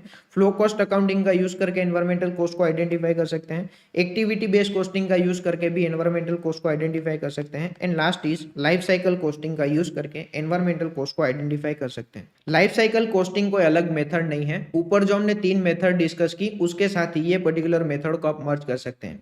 ये मेथड हमें ये कह रही है कि कोई स्पेसिफिक पीरियड का एनवायरमेंटल कॉस्ट आइडेंटिफाई करने से अच्छा है कि प्रोडक्ट की पूरी लाइफ का एनवायरमेंटल कॉस्ट आपको आइडेंटिफाई करना चाहिए। इतना आप एक बार देखेंगे तो समझ आ जाएगा। तो हमने ये तो डिस्कस कर लिया कि एनवायरमेंटल कॉस्ट को आइडेंटिफाई कैसे करते हैं। अभी हम डिस्कस कर रहे हैं कि एनवायरमेंटल कॉस्ट को हम कंट्रोल कैसे कर सकते हैं। तो इसके अंदर टोटल 4 पार्ट हमें दिए हैं। सबसे पहले है कि वेस्ट की वजह से जो भी एनवायरमेंटल कॉस्ट जनरेट हो रही है उसको कैसे कंट्रोल करेंगे। वाटर का अगर सही तरीके से यूज नहीं किया तो उसके बेसिस पे भी एनवायरमेंटल कॉस्ट जनरेट होगी, उसको कैसे कंट्रोल कर सकते हैं। एनर्जी की वजह से एनवायरमेंटल कॉस्ट कैसे कंट्रोल कर सकते हैं। ट्रांसपोर्ट की वजह से एनवायरमेंटल कॉस्ट जनरेट होगी, उसको कैसे कंट्रोल कर सकते हैं। कंज्यूमेबल्स एंड रॉ मटेरियल की वजह से एनवायरमेंटल कॉस्ट जनरेट होगी, उसको भी हम कैसे कंट्रोल कर सकते हैं। पर उससे पहले एक छोटा सा कॉन्सेप्ट, एनवायरमेंटल कॉस्ट को कंट्रोल करना जरूरी क्यों है। तो 3 रीजन की वजह से एनवायरमेंटल कॉस्ट को कंट्रोल करना जरूरी है। Company becomes popular if it is environmentally responsible. अगर एनवायरमेंटली रिस्पॉन्सिबल है तो मेरी रेप्यूटेशन इंक्रीज हो सकती है, एंड अगर रेप्यूटेशन इंक्रीज हुई तो मेरा रेवेन्यू भी इंक्रीज हो सकता है। Being a significant portion for some industry this cost need to be manage. काफी सारी इंडस्ट्री ऐसी है जिसके अंदर टोटल कॉस्ट का सिग्निफिकेंट पोर्शन मेरा एनवायरमेंटल कॉस्ट है। For example oil industry, oil industry का टोटल कॉस्ट जितना भी है उसमें से सिग्निफिकेंट पोर्शन एनवायरमेंटल कॉस्ट का है। तो ये सारी इंडस्ट्री के लिए तो डेफिनेटली एनवायरमेंटल कॉस्ट को कंट्रोल करना जरूरी है। And last is reduce non compliance penalties. ये पॉइंट ऑफ व्यू से भी एनवायरमेंटल कॉस्ट को कंट्रोल करना जरूरी है। तो हमने डिस्कस किया एनवायरमेंटल कॉस्ट को कंट्रोल करना जरूरी क्यों है। अभी हम डिस्कस कर रहे हैं कि एनवायरमेंटल कॉस्ट को हम कंट्रोल कैसे कर सकते हैं। उसके अंदर पॉइंट नंबर 1, वेस्ट की वजह से एनवायरमेंटल कॉस्ट जनरेट होगा। तो इसके अंदर सबसे पहले लिखा है कि वेस्ट की वजह से 2 टाइप के कॉस्ट होते हैं। कंपनी को पैसे का तो नुकसान होगा ही, एनवायरमेंट का भी नुकसान होगा। वेस्ट जनरेट होगा तो डेफिनेटली पैसे का तो नुकसान होगा ही, साथ साथ में एनवायरमेंटल कॉस्ट भी होगा। पैसे का नुकसान बचाने के लिए कंपनी क्या कर सकती है। Company can compare weight of raw material bought and production yield. 500 quantity का अगर हमने रॉ मटेरियल बाय किया है तो 500 क्वांटिटी का प्रोडक्शन यील्ड हमें मिलना चाहिए, यानी कि फिनिश गुड्स टोटल 500 क्वांटिटी के होने चाहिए। सिर्फ ये डेटा को ट्रैक करेंगे तो हमें एग्जैक्टली पता चलेगा कि कितना हमें मॉनेटरी लॉस हुआ। तो वेस्ट की वजह से मेरी कंपनी को जितना भी मॉनेटरी लॉस हो रहा है वो एक बार आइडेंटिफाई करने के बाद उसको कंट्रोल करने की ट्राई करनी है। नेक्स्ट इज वेस्ट की वजह से एनवायरमेंट को जो भी नुकसान हो रहा है उसको भी मुझे कंट्रोल करने की ट्राई करनी है। तो ये पर्टिकुलर पॉइंट के अंदर लिखा है कि वेस्ट की वजह से एनवायरमेंट को जो भी नुकसान हो रहा है वो नुकसान रोकने के लिए कंपनी के पास मल्टीपल वेज हो सकते हैं। कंपनी को केस टू केस बेसिस पे देखना होगा कि वेस्ट की वजह से एग्जैक्टली क्या नुकसान हो रहा है और वो नुकसान को हम कम कैसे कर सकते हैं। फॉर एग्जाम्पल कंपनी ये सोच सकती है कि वेस्ट को हम कभी भी और कहीं भी डिस्पोज नहीं करेंगे, उसके बेसिस पे काफी ज्यादा नुकसान हो रहा है। कंपनी क्या कर सकती है, कोई स्टोरेज टैंक परचेस कर सकती है जिसका यूज होगा वेस्ट को स्टोर करने के लिए। जैसे ही वो स्टोरेज टैंक फुल हो जाएगी company proper place and proper time पे वो पर्टिकुलर वेस्ट को डिस्पोज कर सकती है। तो वेस्ट की वजह से एनवायरमेंट को जो भी नुकसान हो रहा है वो केस टू केस बेसिस पे इवेल्यूएट करना होगा, वो काफी सब्जेक्टिव थिंग हो जाएगी। नेक्स्ट इज वाटर का अगर सही तरीके से यूज नहीं किया तो उसके बेसिस पे भी एनवायरमेंट को नुकसान हो सकता है। उसके लिए कंपनी काफी सारी चीज इंप्लीमेंट कर सकती है। For example advance technology like rain water harvesting, ये इंप्लीमेंट करने से वाटर का ऑप्टिमम यूज हो सकता है। अवेयरनेस प्रोग्राम कंपनी कंडक्ट करवा सकती है कि वाटर का हमें सही तरीके से यूज करना चाहिए। अगर हमने वाटर का सही तरीके से यूज नहीं किया तो एनवायरमेंट को नुकसान हो सकता है। सेमिनार्स वगैरह कंडक्ट हो सकते हैं। तो वाटर का अगर सही तरीके से यूज नहीं हुआ तो उसके बेसिस पे एनवायरमेंट को नुकसान हो सकता है, एंड वो नुकसान को हम कम कैसे कर सकते हैं वो सारी चीज यहाँ पे लिखी है। नेक्स्ट इज एनर्जी का सही तरीके से यूज नहीं हुआ तो उसके बेसिस पे भी एनवायरमेंट को नुकसान हो सकता है। तो एनवायरमेंट को जो भी नुकसान हो रहा है उसको हम कम कैसे कर सकते हैं। तो इंस्टॉलिंग 5 स्टार रेटेड इक्विपमेंट या तो सोलर लाइट, ये सब चीज इंप्लीमेंट करने से एनर्जी की वजह से जो भी एनवायरमेंट को नुकसान हो रहा है उसको हम रिड्यूस कर सकते हैं। प्रिवेंट आइडल रनिंग इक्विपमेंट, तो इससे भी एनर्जी की वजह से जो नुकसान हो रहा है उसको हम रिड्यूस कर सकते हैं। नेक्स्ट इज ट्रांसपोर्टेशन की वजह से एनवायरमेंट को जो भी नुकसान हो रहा है उसको हम कम कैसे कर सकते हैं। रूट ऑप्टिमाइजेशन, रूट ऑप्टिमाइजेशन अगर परफॉर्म करेंगे तो फ्यूल कम कंज्यूम होगा, पेट्रोल डीजल की कॉस्ट उतनी ज्यादा नहीं होगी, तो उसके बेसिस पे एनवायरमेंट को कम नुकसान होगा। फ्यूल एफिशिएंट व्हीकल का यूज करेंगे तो एनवायरमेंट को नुकसान कम होगा। GPS tracking to ensure non deviation of assigned route, उसके बेसिस पे भी हमारा फ्यूल का कंजम्पशन कम होगा। तो ट्रांसपोर्टेशन की वजह से जो भी हमारा एनवायरमेंटल कॉस्ट जनरेट हो रहा है उसको हम कैसे रिड्यूस कर सकते हैं वो यहाँ पे डिस्कस किया। एंड में है रॉ मटेरियल एंड कंज्यूमेबल्स की वजह से जो भी एनवायरमेंट को नुकसान हो रहा है उसको हम कम कैसे कर सकते हैं। इतना आप देख लेना, समझ में आ जाएगा। तो यहाँ पे chapter number 4 cost management techniques का डिस्कशन कंप्लीट हुआ। चैप्टर के अंदर कौन कौन से कॉन्सेप्ट हमने देखे। सबसे पहले हमने स्टार्ट किया cost control and cost reduction. उसके बाद हमने टारगेट कॉस्टिंग देखा। टारगेट कॉस्टिंग के अंदर एक कॉन्सेप्ट था value analysis and value engineering. उसके बाद हमने लाइफ साइकिल कॉस्टिंग देखा। उसके बाद हमने पेरेटो एनालिसिस देखा एंड एंड में कॉन्सेप्ट था एनवायरमेंटल मैनेजमेंट अकाउंटिंग। तो चैप्टर नंबर 4 का डिस्कशन यहाँ पे कंप्लीट हुआ।